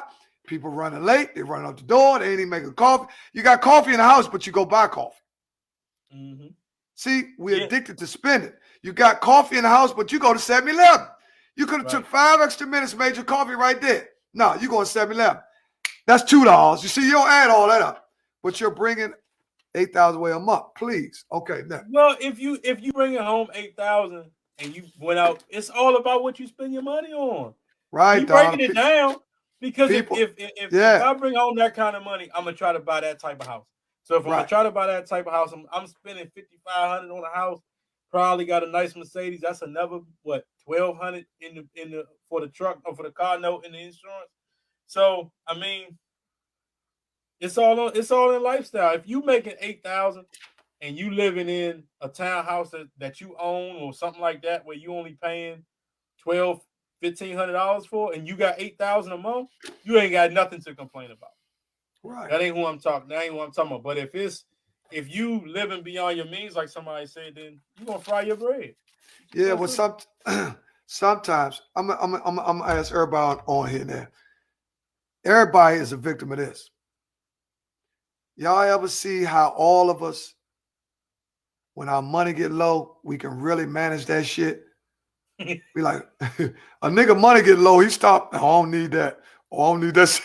Right. You'll start paying attention. Right. When you make less, sometimes less is more, and more is less, because the more you have, the less you do the right thing with, and the less you have, the more you do the right thing with. You see what I'm saying? Because you start realizing, oh, I ain't got no money for that shit. You already tell yourself all the time, right, Monica, man? When you get down to your last little bit of money, you're like, oh shit, I ain't got my $30. Man, fuck that coffee. I'll make that shit. I'll take some juice out the refrigerator. You ain't buying sodas and all. This is where listen. Right. This is where your money's going. Mm-hmm. Man, give him a commercial. We ain't gonna tell. Man, give him a commercial. I'm getting too much, man. This was Financial by Skinny. I'm gonna show y'all how to let. See, sometimes I ain't gonna bring the guests on. We're gonna tell you a little bit about what me and Deon know, but we also, we always gotta get yeah. But I just wanted to enlighten our people on financial literacy. Yeah, you gotta think about it. Because you got to realize that we are the largest consumers out of any ethnic group on the face of the earth, and we make the less money. Right. How is that? How is that? How the fuck is we make less money than everybody, but we spend more? It's a mindset because of what's done happened to us in the past. We got self-esteem issues. Get a commercial. We'll be back to talk about our low self-esteem. Yeah, right back.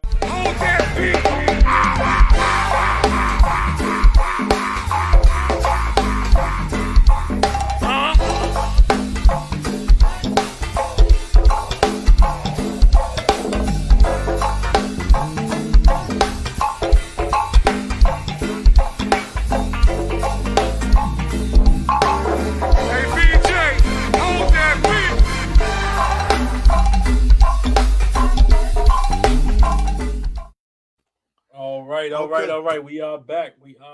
Skinny. We are back. Good segment. We was talking. That was good segment.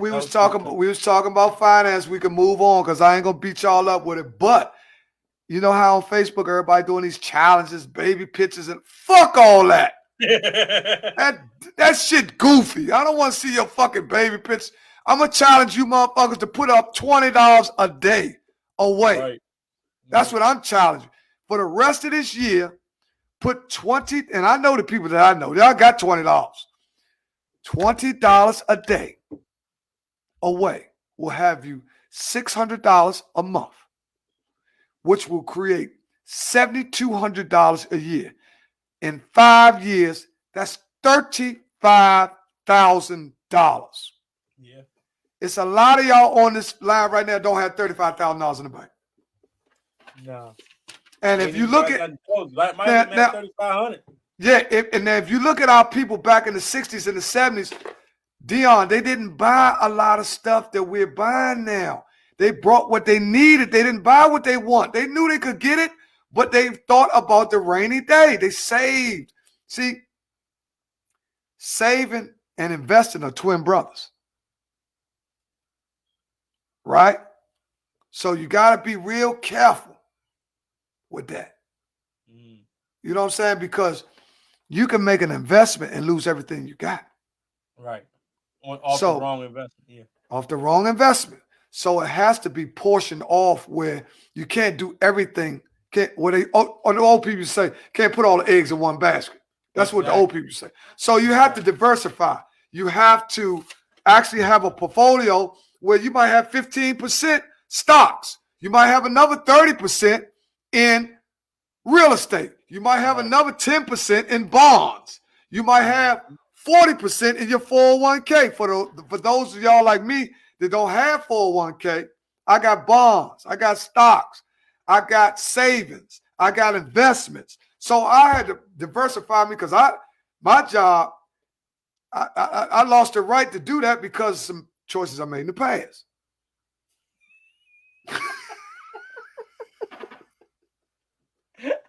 No, ain't nobody sending no $20. No, listen, no. Kathy, you can get 20 from me any day. That ain't nothing. That's nothing. Roth IRA.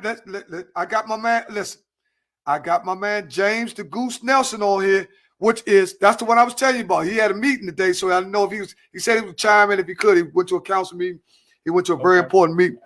But he's also, him and his wife, they diversify. He got a job, he got a business. He's in the vending, he's in the real estate. See, because at one time, a lot of stuff that they used to have for black people that they took away. Now, you used to go to VinStar and places like that where you can get vending machines, right? where they had gold packages, silver packages, and bronze packages. Where a platinum package, you can get 150 vending machines. Okay. There we go. That's what I'm talking about. Man, listen, Slim. Listen. The new way our young people are making their money, they scamming. How? I don't know. It ain't my job to tell you.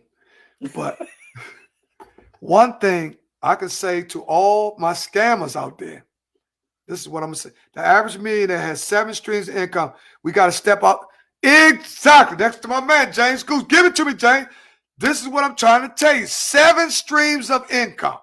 Now, the question is, how we do? And when your policy ends, if you're still alive, you get the payout. Yeah. You know, that's other forms of way you can borrow insurance, all that, credit cards. Yeah. Spike Lee made his first movie. He cashed. I told y'all that. He cashed in all his credit cards. That's how Spike Lee made his first movie. Mm-hmm. He maxed out all his credit cards. That's how he made the movie. Right? And the movie paid for itself. So we just on here brainstorming on different ways where we can economically try to help one another. Because I'm going to tell you something, Slim. Raven Cheeks, you on it? Live off the internet. Live off that internet. Listen. Live off that internet.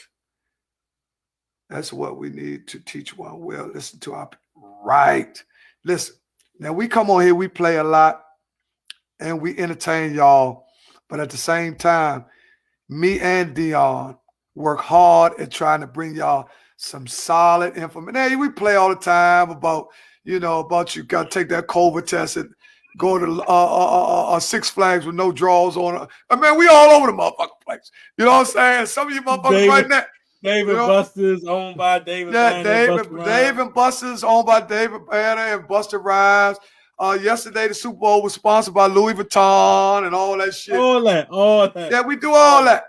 But in the midst of entertainment, we have to understand the nature of business. Now, I think, and James, you could check me on this. One of the reasons why our communities are so condemned and so torn down is because economics. We are 100, let's do this, $122 trillion behind the next race. Wow. I didn't know that number was that big. That's a big number. So, in other words, there's 2% of the wealth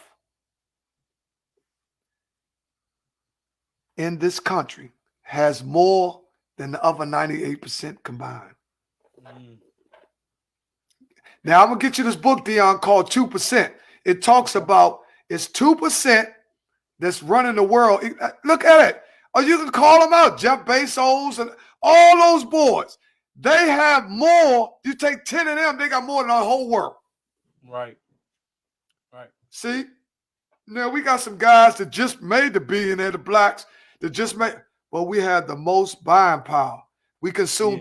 I just talked about that, Jay. Yeah. I talked about we had the most buying power. Let's get that straight. Buying power. But we don't have the most money to buy. Right. It's two different things. We will go buy. There's two different things. Buying power and capital to buy. So the 2% has more than everybody, the 98%. Jeff Bezos, what's the boy name that just the Tesla boy? Yeah. Bill Gates. Who else? Bill Gates, Elon Musk, Warren Buffett. Y'all always entertain and educate. Thank you, Dana. We appreciate you. That's what we do. We try to be. We try to. Yeah, we gonna have. We got a nasty. We got a nasty subject coming up now. Musk. We got a nasty subject. Last week we talked about. Oh yes, it's 9:04. It's 9:04. You better turn it down a little bit. If you got any kids listening, we gonna get dirty. Now, last week I talked about being in a serious relationship with your significant other, your wife, or whoever you were. Some of y'all might have heard it, some of y'all might not. Do you think you could forgive your wife or husband if you went to work and forgot, God damn, I forgot my lunch. Let me go back. And you went home and you drove. Hey, Fast, I'm just talking about if a dude went to work, he forgot his lunch, say, shit, let me double back, go back home, get my lunch and shit right. But in the midst of you sticking the key in the door, it's a motherfucker knocking the bark out your woman. I mean, he digging in that motherfucker like a show enough construction worker, right? And you stick your key in the door, get out of the vibrator. Could you handle that? Or would you be more inclined to forgive her? Because you know motherfuckers gonna measure the dude. They're like, oh man, hold up, this motherfucker, God damn, this motherfucker, he destroying that motherfucker. I'm talking about, man, he going in and out that motherfucker like a motherfucker Slim. I'm talking about, and then he just look back and like, what's up? Man, listen, he bigger than you, he's stronger than everything. He looked back and said, what's up? He looked back at your ass like Vin Grimes and Baby Boy. What's up? No. Could you be more inclined to forgive him or pack your bags? Or, now listen, this is real talk. Or you came home and seen Lil Peanut humping the shit out of your woman. Would you forget? Is it a difference? It depends on his ass in the air. His ass in the He said if it's her or him. If it's in the air. Yeah. So if he tooting it in the air, then she'll be upset, I'm guessing, or if it was the female that was tooting that, Well, okay, for the women, what about them accepting? No dude is going for that either way, though. Okay, all right, okay. Let me ask the men, the women, all the women on here now. If you was deeply, let's be honest, y'all. If you was deeply in love with a dude, you've been messing with him for over some years, and you found out he had another child. Why they was together? While y'all were together. You found out he had another child. You found out he had another child while y'all was together. Child, he been messing with him for 10 years, and the child is 7. So that means that shit is over. And ain't nobody knowing about it. You found out in year 10 that he got a 7-year-old? Right. Do you think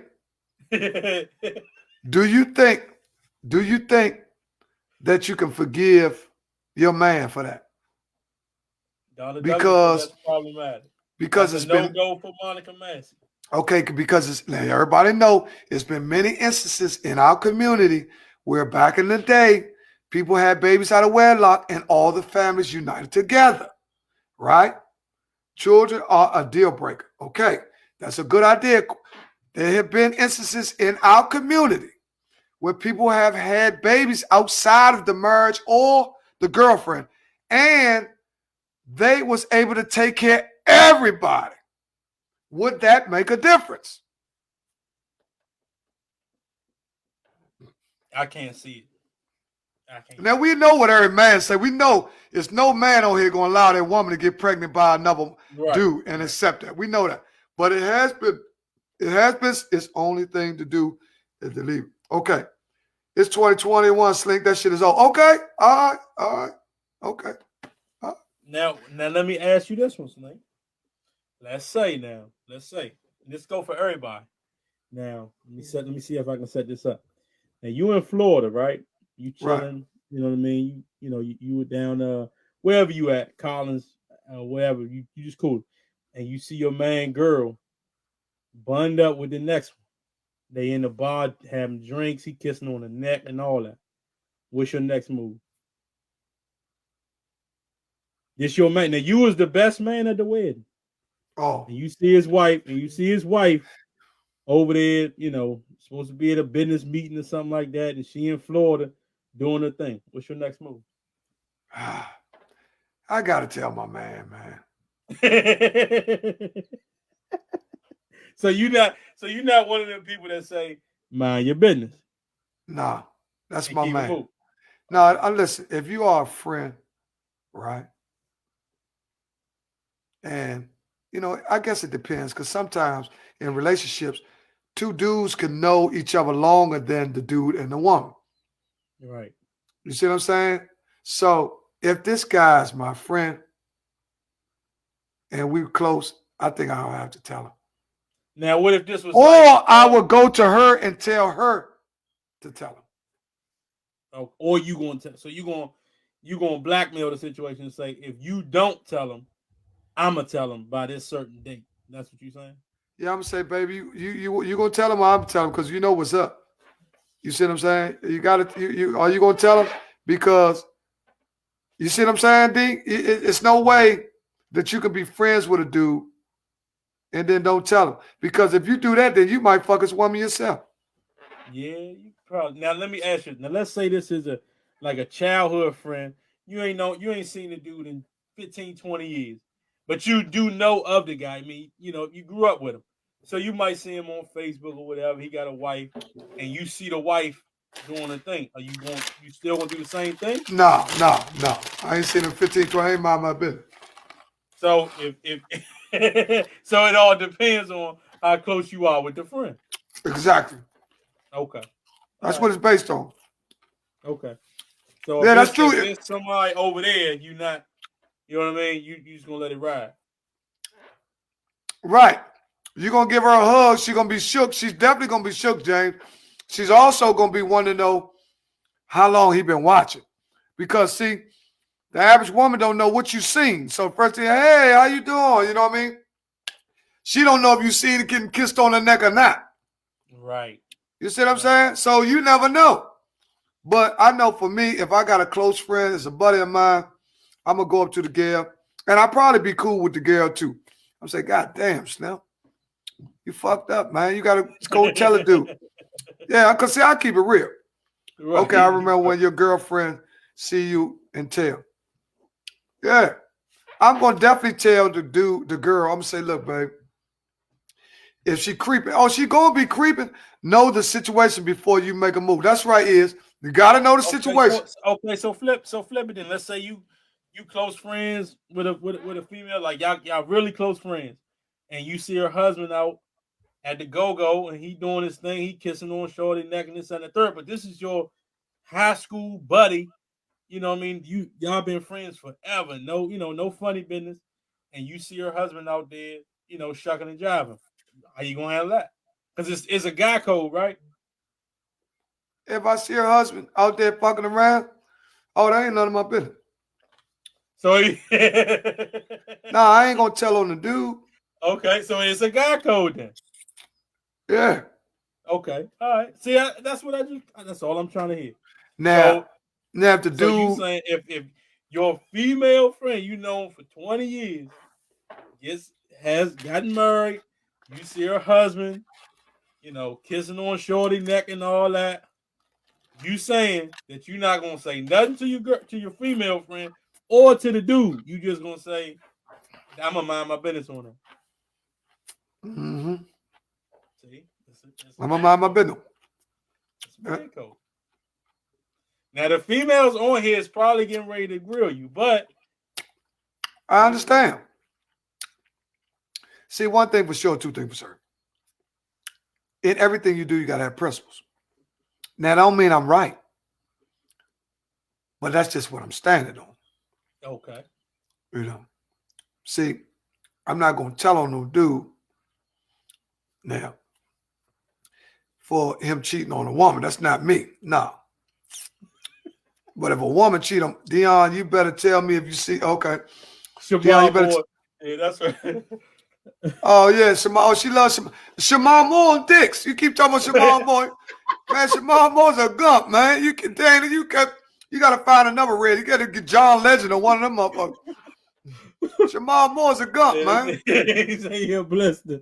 So I don't know, man. I don't know. Raymond Cheek said, I'm telling my female friend just like I would tell my male friend. Okay. Yeah. Monica Massey said, that's interesting that you say that. Listen.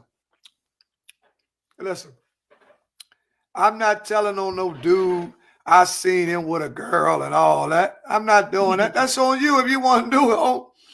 I ain't got nothing against you. But I will step to that. But if you see the girl out there. On my man, yeah. I'm going to say, man. Okay. Yeah. I might even pull up on the dude and say, Slim, what's happening, man? Y'all Like Ian said, what's happening, Slim? You and Shorty, y'all don't fuck with each other no more? I might ask him something like that, but I ain't gonna go back and tell on him. Right. No, I ain't not gonna jump out there and call your girl up like, look, your man ain't going wild, your husband ain't going wild. Hell no. That's just like, that's not manly. Right. Because, see, when dudes do stuff like that, the first thing a motherfucker think is you might want to bro. See, a motherfucker be like, damn, what you think? You went and told what you want, fuck my woman or something? Yeah, right. You went and told her some shit like, conclusions. Yeah, you want, damn, what kind of nigga would go back and tell, you know?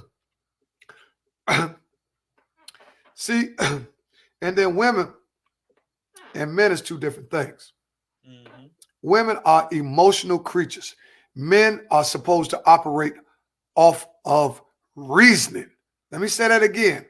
Women are emotional. That's why they have the vagina. And men are supposed to operate off of reasoning. Use your brain, not your emotion.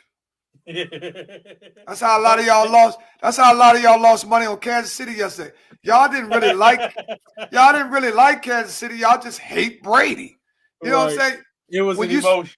Yeah, and listen, I'm not a Brady fan, but one thing, I never say this. Man, he won enough. I'm tired of him winning because that's a conviction on me. See, you got to be careful what you put out there now, right? Never hate success because you hating on yourself. Well, true. She regards me as a truth. That's good, Monica. You're Like right. a sister friend, come on, okay. You're right. But the women play police more than women. She gonna find out. Yeah. I mean, it is what it is. But I say, if I see it, it kind of like Ed said, you kind of got to know the situation. Just don't jump out there. Yeah, he is right. He is right. You can't just jump out. You don't want nobody to, I guess get cheated on. Man, woman, don't really matter. It's gonna hurt in the end. Man, ain't my motherfucking job to go tell him some nigga because he got caught with some broad. Niggas do dumb shit all the time. Women don't do shit like men do. That's one thing you always say. Men are listen. Once you become old like me, if you do the track record and take this, I'm gonna tell you, men ain't gonna admit this. Anybody on here that been in a relationship with a woman, score the relationship. I guarantee you be losing like a motherfucker. You done did more dumb shit in a relationship than your woman done done. Because the average woman that settles down with a dude, they all in. Right. The average. A nigga he in, but man, that bitch cross street fat as fuck. He in, but man, that bitch cross street fat as shit. Man, they say her head a bomb. He just gotta see. He gotta see because he retarded. You know what I'm saying? So, see, women, they can look at a motherfucker and still not fuck him. You know what I mean? Right. But they look at him like, damn, he fine as shit. But girl, I'm going home. Men, man, that bitch just winked at me. I'm fuck shit out. Wait till my wife leaves. You see what I'm saying? Because we stupid like that because we gotta see. You see what I'm saying? And not all, man. I ain't painting everybody with a brush. Not all, yeah, not all. No. Not all. But let's say hypothetically. I'm saying when you take a woman, if she's all in, and you take a man who's all in, 90% of the time, the man is gonna fuck up before the woman. Yeah. That's a big number, but you're probably right. 90%. You know why? First of all, let's do the numbers. See, everything is mathematics. You got more available women out here than men. So a lot of ugly motherfuckers like me been getting come. Motherfuckers done came on to me. You know what I'm saying? But because it's a shortage of men out here. Right. You got homosexuality. You got in prison. You got just failure in men being attractive.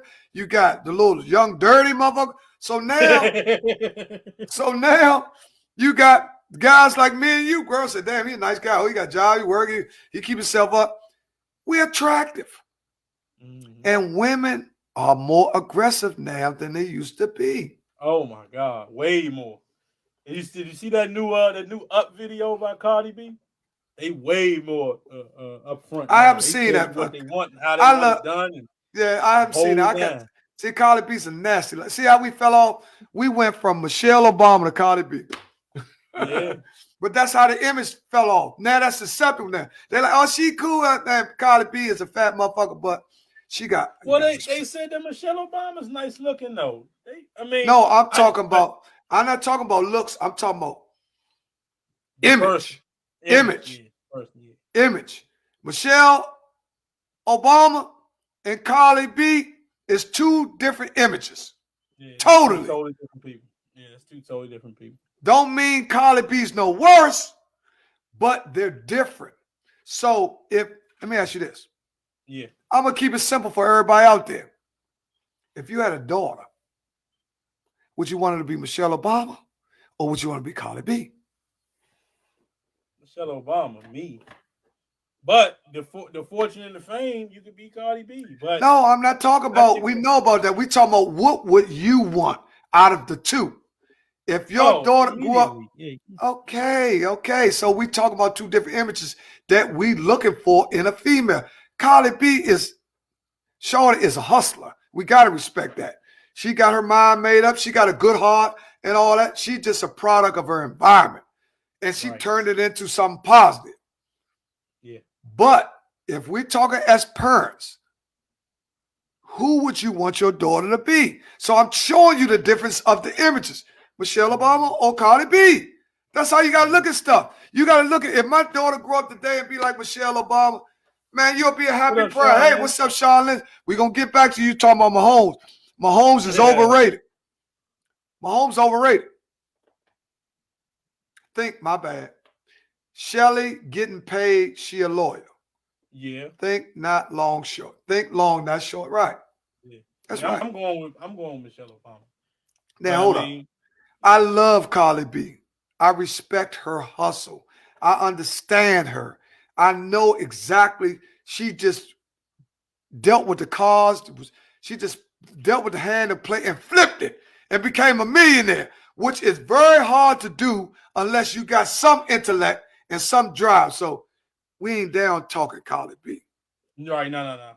You got to. We ain't down talking Cardi B.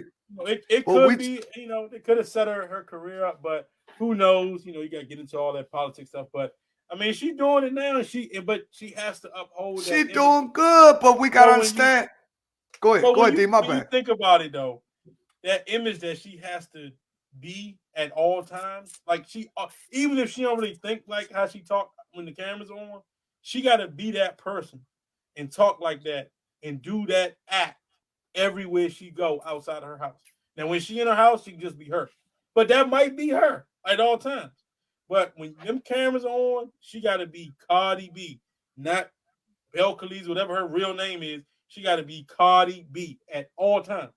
Like if, she's an entertainer. She's an entertainer. You can be Slink and you can be Ernie. You see what I'm saying? Like, you know what I mean? Like you can pick. But I'm just saying, entertainment. I would never want to be in entertainment only because that means I gotta be this. I gotta be something that on the inside that I know I'm not. So you gotta be faking instead of just being yourself. Having said I'd rather have Michelle. Kim Kardashian is all right, but there's nothing like Michelle Obama. Okay, I'm not wifing a stripper. That's what Greg said. So. Well, see, here we go. In this day and time, a stripper, it's not like it used to be. We got some strippers that look better than motherfuckers' wives, right? Yeah. Cardi B is that on and off the camera, 100. Okay, I'm with you, Tasha. That's what we talking about. Kim K got 400 million. I don't care about image at that point. Okay, see, this is what we talk about. Okay, now we're not talking about, we talk about image. See, when we say image, we're not talking about me and you because we grown. You got to look at what comes up underneath your feet. We got kids, we got little girls. So when you got little girls watching and you got daughters and they looking and they talking about Randall B. Cardi B, talking about put the dick in your mouth. Yeah, see, y'all talking like that shit cool, but when she start walking around the house singing Cardi B songs, you're going to be like, what the fuck is going on? Instead of you see what I'm saying? So let's not act like because that music really isn't for no kid anyway. Right. But they become fans. They become fans of entertainers because they can see the success rate. Money makes people think people are successful. But one thing we learned after the last 4 years, you can be rich and be stupid as shit. Look at Trump. So money is not everything. You see what I'm saying? You could be thin line between whores and women. Look at my son. That's true. You're right. That's true. That's true. That's true. That's true. Your mother got OnlyFans in the new your mother smoke crack jokes to the kids. Huh? Okay. Yo, he said your mother got an OnlyFans page. Is the new mother smoking crack and telling jokes to the kids? I guess that's what Greg said. Right. Okay. Right. Well, because a lot of mothers, grown women, be having them OnlyFans jokes. Well, the black image has been destroyed because everybody chasing money. I did it. I chased it. So listen, I can't sit on here and condemn see because the money, that's where they go back and say money is the root of all evil. People will compromise their principles for a certain amount of money. All these women on here talking about, I wouldn't do that. They'll suck a dick for $1 million. Every last one of these women on here will suck a dick for $1 million in a suitcase if don't nobody know. You know what I'm saying? And I will eat some pussy for $1 million. So everybody, listen, I'm telling you, see, kids gonna be watching OnlyFans like the box. Listen, man, I'm trying to tell you, ain't nobody paying no old lady. Listen. Can I get $2 million? Listen. Every woman on here, if nobody would know, would suck a dick for $1 million. Listen, I want all my women to streak.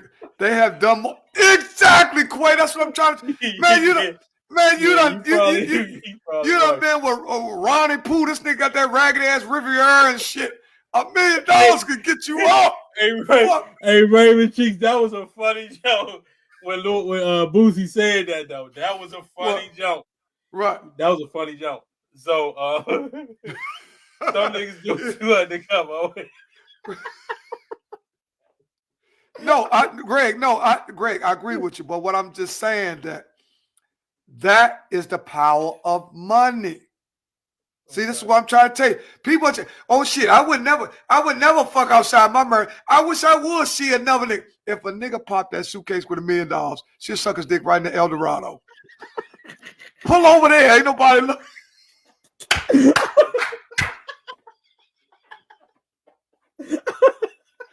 And I would do it too. Listen, I would do it too. Before y'all ladies think it's off, listen.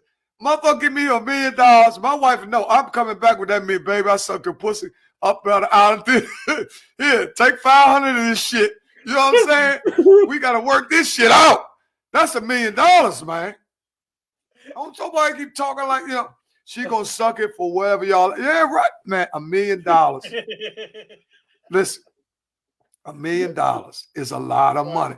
But what I was saying, it wasn't really about the oral sex thing. It was just more so about how money will make people compromise their principles. But see, that's what you said. You said the love of money is the root of all evil. See, you will do something like that. You will sacrifice yourself to get that $1 million. Now that could go against all your morals and everything. They want you to, go wild, go nasty on the jump, and you willing to do that for that cash. Hold up. So you saying you wouldn't suck no pussy for $1 million? You talking about you? Yeah. You see how I flip? Yeah, he talking about. So you. I'm talking about who the fuck he talking about? Like he could turn $1 million down and shit. That motherfucking stocks ain't pumping that hard. Shit, every nigga on here sucked. Every decent proposal, it was a movie. That's right. That's why some of them niggas gonna beat them. Listen, I'm dying laughing. Slink. Listen. So are we, man. So are we. Listen, man. What I'm trying to say is that money will make people compromise their principle. Listen, man. A lot of us, not all of us, I'm gonna speak on me. I risked. I'm sucking a couple. Yeah, listen, man. Listen, some females would do it at Ruth Chris Steakhouse. Listen, what if the lady say she not gonna suck it for $1 million, but you can? Huh?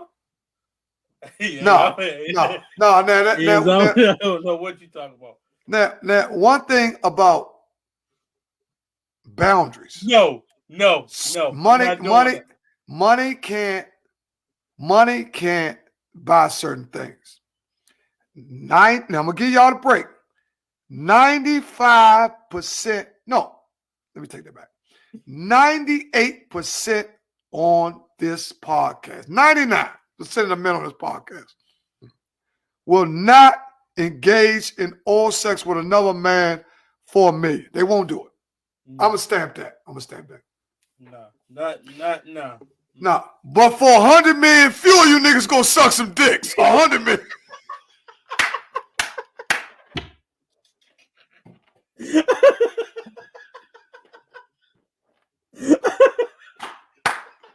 Man, if nobody looking, 100 million. I was with you for a minute, and then you flipped it. Let me ask you this, Deon. Because we got a dude on 8th Street. He said he'll let LeBron fuck him for 20 million. So I said, what? He said, man, fuck that shit. I'll let LeBron fuck me for 20 million. I'll just give me some. He said, I'll give me a new asshole. I'll give me a new asshole, a new set of friends. Fuck y'all. I don't need y'all. I got 20 million. So I'm saying to you is this here. I'm 99% of people on here will not suck a dick. That's what I'm saying. Nobody's doing that for no. Listen, don't man. Say it, Deon. Listen, Deon. $100 million, nigga. 2%. 2% of these niggas will suck some dick and get some mouthwash. Slink, right now, it's 97 people on here. So if it was just 3 more people, you saying that 98 of the people that's on this show watching and listening right now is going to do that for 100 million. No, I'm saying 98 out of the 100. Listen to what you're saying. No. I said 2%. Oh, you said 2% would do it or would not? Yeah. Okay, I'm saying out of 100. Listen, man. So only 2 out of 100. 2 out of 100. Okay. 2. There's 2. We don't know who you mysteriously is, but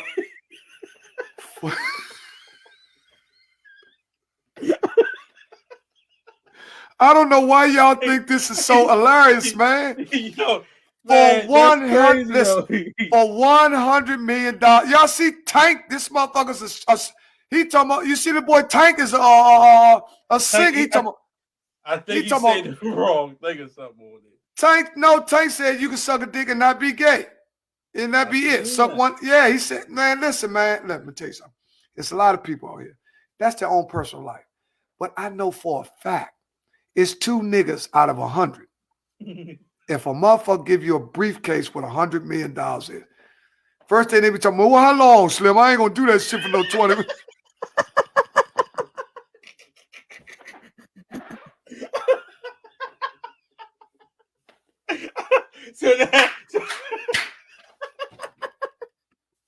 Hey, hold up. So now you gonna question the joint? No. Listen, don't even. Ain't nobody questioning how long people will throw hips out the window. Yeah. Listen. Nah. See, listen, they coming in on what you just said. That's why they laugh. Nah, what they coming in on? When you said that you gonna say for how long and all. Listen, I'm telling you something, man, Slim. I ain't gonna be 20 minutes on this joke.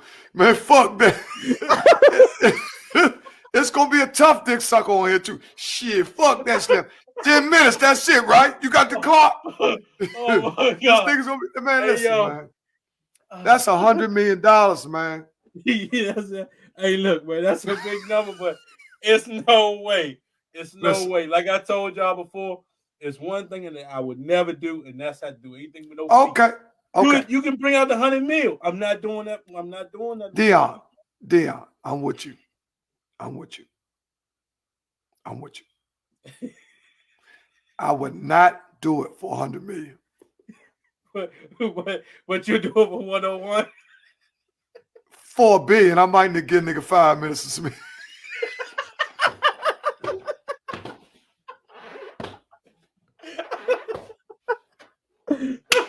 Man, fuck you niggas. I got $1 billion. I don't need none of you niggas. I got $1 billion. Man, 5 minutes. I hit you for 5 minutes. Man. Fuck that shit. Oh my God. Yo, I done heard it all. Oh my God. Hey, man, listen, man. Listen, man, that was just the funny part of the show. Yeah, listen, man. We had to bring y'all some humor. We gave y'all 4 or 5 different segments. We talked about economics. We talked about Tom Brady being the GOAT. We talked about stocks. We talked about the challenge that I got for everybody to put $20 a day away. If you can. No, they can. They can. Let's not limit it. See, if and should, all those are words that enable you. You can. Just do it. Nike don't say try to do it. They say just do it. Right. So. Oh, Michael, I think Mike Bentley just came back on. Mike, you missed the whole segment. Don't worry about it. You came in too late. Mike already know because Mike been around. See, Mike, I could buy a new life for $1 billion. Listen, man. Listen.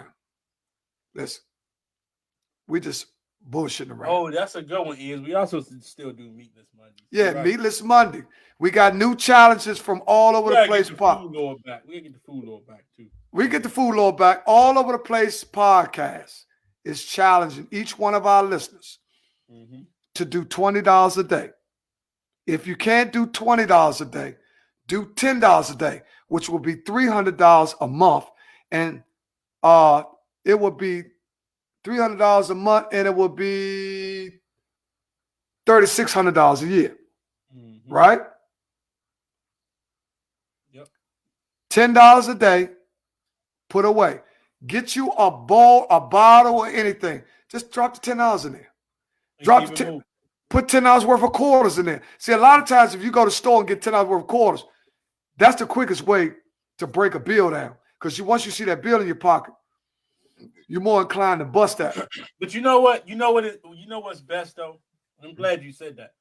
See, like, it would probably be best for me to drop it in a bucket. Because if I wait to get paid and then try to take 100 out, if it's $10 a day, 10 days, $100, when I get paid, I'm not thinking about putting no $100 bill in there. I'm going to go do something else with that 100. Go down, give me some shoes, or, I'm going to go spend that money elsewhere. But you're right. You put the $100 away, you pay yourself, see what you get in the end. It makes sense. Try it for a month. Listen, man. That's what we should do. Try it for a month. Listen, it's easy. It's easy. I read a book called Automatic Millionaire. Homeowner, automatic. It's what David Bach. He was on Oprah Winfrey and everything. I already do that. See, I be eating like shit at work. I'm gonna try to. Listen, man. $20 a day equals. Listen, there you go, Pat. $7,200 a year, and it equals. Listen, let me tell you something. I'm gonna show you something, Deon. In 5 years, that's $35,000. So look. In 20 years, that's $100 and something thousand. Yeah. Yeah. If you just put that little 20. And that's 20 years of saving, right? And see, you got to put away something you don't miss. Right. The problem with saving is everybody try to put too much away, and it's not appropriated with whatever bills they got. So they end up having to go back in it. But if you put something away that you don't see, man, you'll look over there. I'm gonna tell you what you do. Get you one of them water jugs. The big water jugs. Because I'm gonna tell you also, if you fill a water jug, a lot of people don't know. If you fill the water jug up with number change, that's $4,000. That's like $4,500. If you fill it all the way up to the top, that's $4,000. Just put quarters and nickels and all that shit in. That's $4,500. If you just come on and you say like you put $20 here, $20 there, but if you fill it up, it's like $4,000. Okay. So if you put $20 a day away, like Pavin said, $600 a month, $7,200 a year. Right? 5 years. If you can do that for 5 years, Deon, that's $35,000. Easy. And see why? I mean, you got to have some serious discipline, though. No, see, here's the thing. What? No, what I was saying is, I didn't mean to cut you off. What I was saying is, we creatures of habit. Mm-hmm. When we get used to doing it over and over and over, we would feel neglected if we don't do it. See, so if you do it on a regular basis, we are creatures of habit. I got a water jug at home too. Michael Belly, I'm telling you, Slim, you'd be surprised. I want people to start going in their house and just start counting your money on things that you brought. And you probably will come up. You're right. You're right. Listen. Just start counting your money. Look at things that you brought, TVs and this and that, shoes and that. And see, and what you'll start, I guarantee you come up with $100,000 easy. Yeah. Well, that's what I was going to say.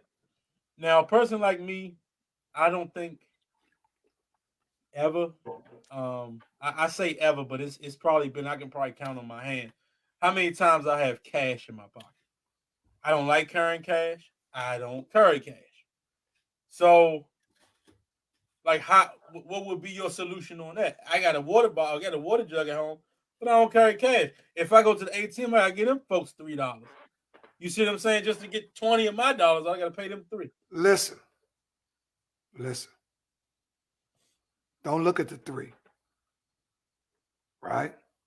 If you go to the ATM, you go to the ATM, get $100. So you minus 3. Instead of go to ATM every day, you losing $15. You make the withdrawal. Deon, you can do it. You can go right to the ATM, get the $100, drop it in there. That's done. So you're done for the week. See what I'm saying?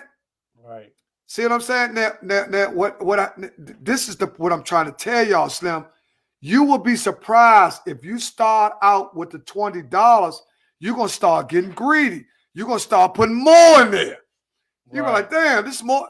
Me either. I'm going to transfer every morning to another account. Listen, that's what I'm trying to see. And this is what that's a good idea, Quay. Listen, and Quay, this is what I want to tell y'all what y'all need to do. Everybody don't have cash. Well, go ahead.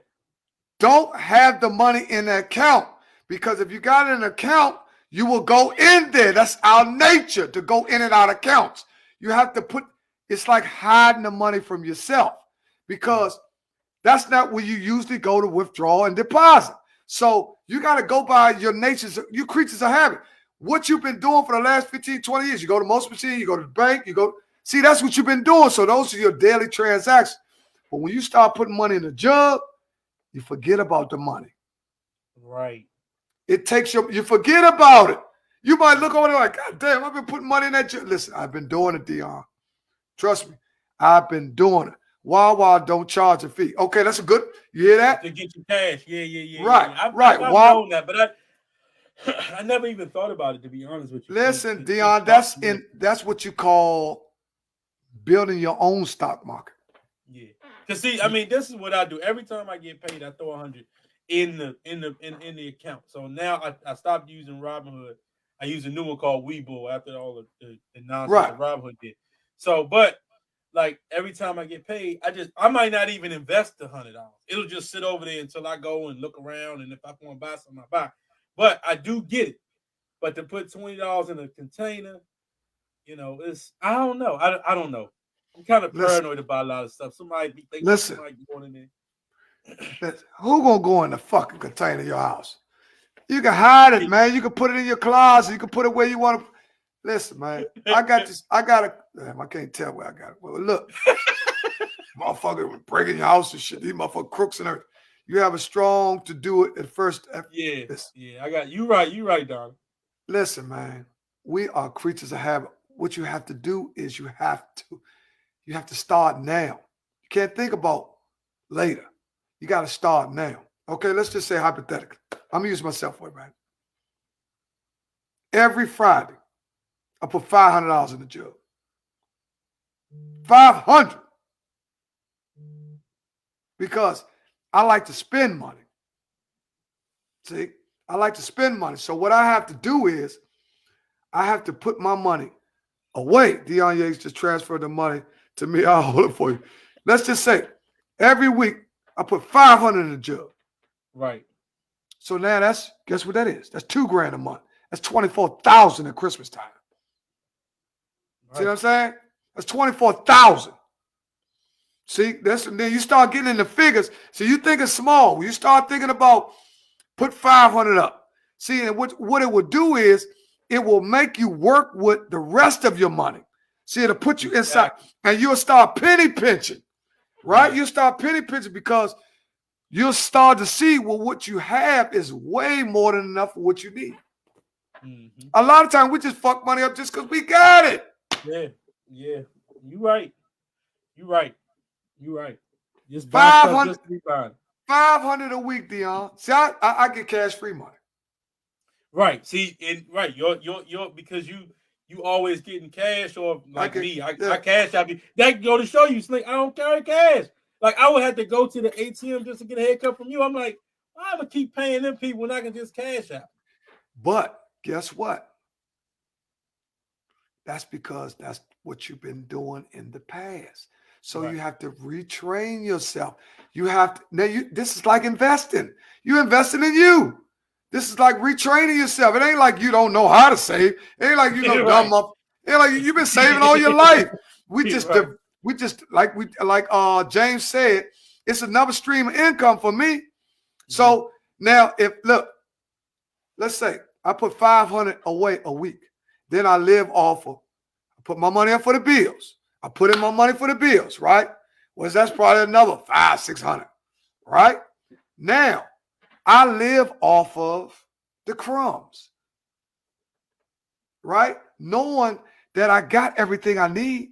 So now, I'm living off the crumbs. And guess what it's making me do? It's making me spend less. Right. So now the stuff that I used to do before I started putting the money away, which I might, man, look, I see dudes on 8th Street all day long. Dudes be begging. Man, I might get $40, $50, $2 here, $5 there, $3 there, $2. Right. So it don't make sense for me to do that. And I've been doing it for 10 years. I know I done gave away 25, 30,000. So why not give it to me? Right. It makes sense. What you saying make a lot of sense. You're making a lot of sense. And listen. No doubt about it. This is the good part about it, Deon. It's not going to take away from your lifestyle. Right. Because you just throw it in there and you like, you know what, whatever. Listen, Deon, you're going to forget it's over there. Only time you're going to remember it's over there. Only time you're going to remember the money is over there is when you put money in there. Yep. Because you don't plan to. While, once you see that junk growing, you be like, man, put out now, got to count it or whatever. Yeah, sometimes you might get to a point where you know you've been doing it for 3 or 4 months. You're like, damn, let me go check and see what it do. Because you got to check behind, make sure motherfucker ain't skimming you. Because you know what I'm saying? So you got to check behind and make sure motherfucker ain't winning that took 80 or 40. Because once this motherfucker walk past and see them doves piling up, you know what I'm saying? Oh, he ain't going to miss this 80. Right. Yeah, so what I do is I got, even though we don't have that type of problem right here, thank God. Because my daughters, they got their own money. My wife, she don't need shit. So I'm the brokest motherfucker in. Right. I'm the brokest motherfucker in. Besides my daughters, you know, my wife make good money. She's been working for almost 30 years now. She get ready to retire. See, I had to come in late. I retired in the front. Right.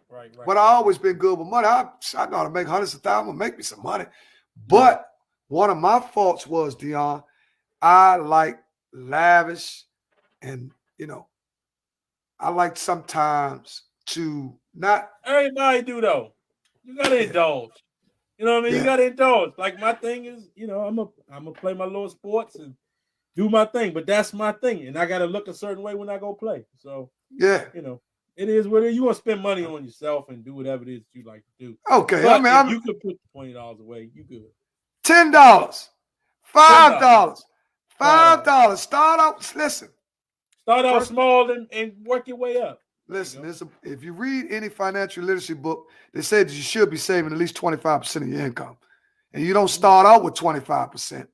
You might start out with 5%. Then you go from 5 to 10, from 10 to 15, 15 to 25. You don't start out where you know you're not going to be able to start out with whatever you can, even if it's $2 a day. Right. It's the habit. And eventually you'll start putting more in it because you realize you can do it. You got to get the habit in you first, D. Yeah, I'm gonna take some. I'm gonna see what I can do. I used to have a lot of them big water bottles.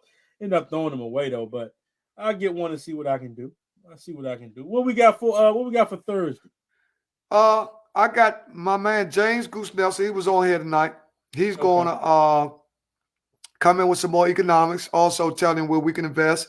Also telling us about real estate. He's a real estate guru. He has several properties, income, rental properties. He has vending machines. He's got a very diverse portfolio. Him and his wife. He also works for the government. Okay. He's a family man. I mean, because you know that we're getting close to Valentine's Day. But I mean, I guess we could probably talk about Valentine's Day on that Monday because I think Valentine's Day falls on a Sunday this year. So we could talk about, what they did with their significant others and side chicks and whatever it is that they got going on. We'll talk about it all. So I was thinking about bringing in, we might bring in Joey, might bring in the Love Doctor. We might get him back. We'll see. We should have a good show come Thursday. Yeah, we're going to bring him back. Now that NFL is done, I guess we could talk about, Deon Sanders. We always can talk football, basketball anyway. So, we're going to wind it down. We done gave y'all 2.5. We coming up on 2.5, 2 hours and 22 minutes. Yeah, so we're going to appreciate y'all for hanging with us, talking to us, listening to us. Let me tell you something. Man, listen. I want to thank Robert Jackson, Michael Jackson, Sharon Jackson, Monica Massey, Dana Kelly, Donna Douglas, Frank Hampton, Lil Greg, Michael Badney. Give us some more names. It's so many. I got to scroll up. Quay Tyler. Definitely got to thank Quay. Oh, let me talk to Quay for 1 second. Quay could tell you when Quay used to work Up Against the Wall. Okay. You remember when Up Against the Wall used to be our Prince Joseph Plaza? Mm-hmm. What happened to Up Against the Wall? I don't know. It's DTLR. Oh, they just changed the name. Okay. Up Against the Wall is DTLR. This better not be the well of the day, though.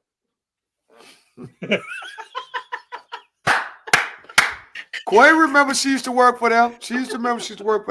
But for real, on Up and Up, subscribe to the page, man. We want to thank everybody for tuning in. Man, listen, we'll be back Thursday with a healthy show. Bringing economics. We got James Goose Nelson. You will see a fly.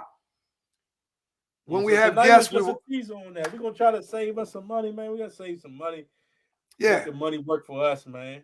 We got it. Well, listen. Well of the night. Oh, the well of the night is. No. He talking about that you just did the well of the night. Oh, that was the well. Mike, you was hanging with him. Mike was on. You said that DTLR used to be Up Against the Wall.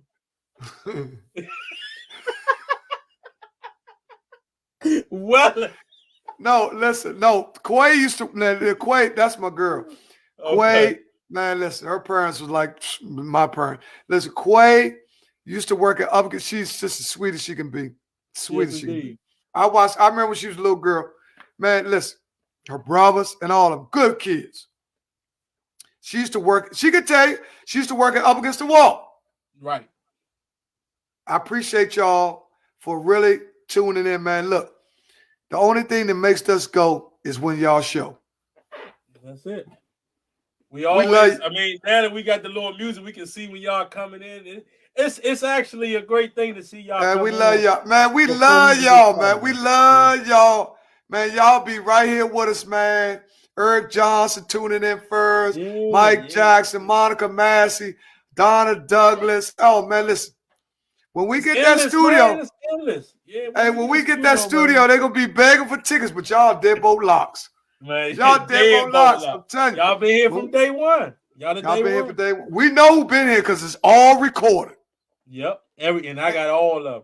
Oh, yeah. Look, they go Quay. Quay said, how you remember that? Quay, girl, listen, girl. I used to walk in that jump. Listen, I used to go in that jump. And let me tell you something. Up against the wall had some fly shit. Yeah. It's like TTLR now. TTLR not bad. Yes, you can go get an outfit. But up against the wall had some stuff in there that was pretty pricey. Had suede coats and, DTLR ain't got no suede coat. They got a little Canada Goose and all that. But up against the wall was just a little bit better. But Quay used to work in there. And I used to go in there, man, and they had some nice shit. I wonder, Quay, do you know what happened up against the wall? I said they was DTLR. They said that's the well of the night. That's why I saw. Listen. Hey, Quay, evidently. I'm well at Quay. I'm well at Quay. Got bought out by DT. Yeah. Yo, I'll put it on the site tonight. I'm telling you. We're going to get somebody else with that job. I'm going to write on it. I'm going to say, did y'all know that Up Against the Wall is now DTLR? And see how many people we somebody going to believe it. Because y'all got to realize. Somebody going to believe it. You got to realize that you got to ask yourself, where did all these stores come from? Right. A lot of these stores have been revamped. You had Cavaliers, you had. Dang, Cavaliers, that's an old junk. Yeah, man, listen. You had Cavaliers, you had Fort Dudes, you had Snyder's. The partners separate. Okay, the wives own. Okay. Yeah. Quay know exactly what I'm talking about. Yeah, okay. That's good information, Quay. So they do have a store in Georgetown. They must. Or the wife got one in Georgetown that's still open. I ain't seen that store in forever, but Georgetown probably got it. I haven't seen it either. Up Against the Wall. There you have it. It was a lot of good stores. So, it is what it is, man. But we got a minute before we can cut you off. So I mean, subscribe to the page. Everybody's not Up Against the Wall. Turn it to Down Against the Wind. Down Against the Wind. It's in Texas. There you go, line. Somebody got to tell a bigger joke. Man, yeah, you want. Hey, listen, you tried, man, but you can't beat that DTLR. Nah, man, you ain't gonna beat that DTLR. Mean. Wait till Bill see that joke. I'm gonna put it up. Thanks for tuning in. We love y'all. We'll see y'all Thursday. We got a guest coming Thursday. We might have two, but for sure we got James Goose Nelson. A lot of y'all know him. Very strong brother. He's going to tell you where all the black products at, where you can buy black toy stores, black everything. Oh, he got all the plugs. So give him some music, D. Take him on out. Yeah, man, that'll be a good show. So, like we said, man, we'll see y'all, man. Subscribe to the show. We are on Instagram now, YouTube page, the whole nine. Just hashtag AllOverThePlacePodcast, and you'll see us. You can Google us. Y'all can watch it tomorrow in your house. Do whatever you want to do, man. Tell somebody about it, though. That's what you got to do. Tell somebody about it. Go tell somebody about it. In Hollywood, if one of y'all watching, we can negotiate. We out.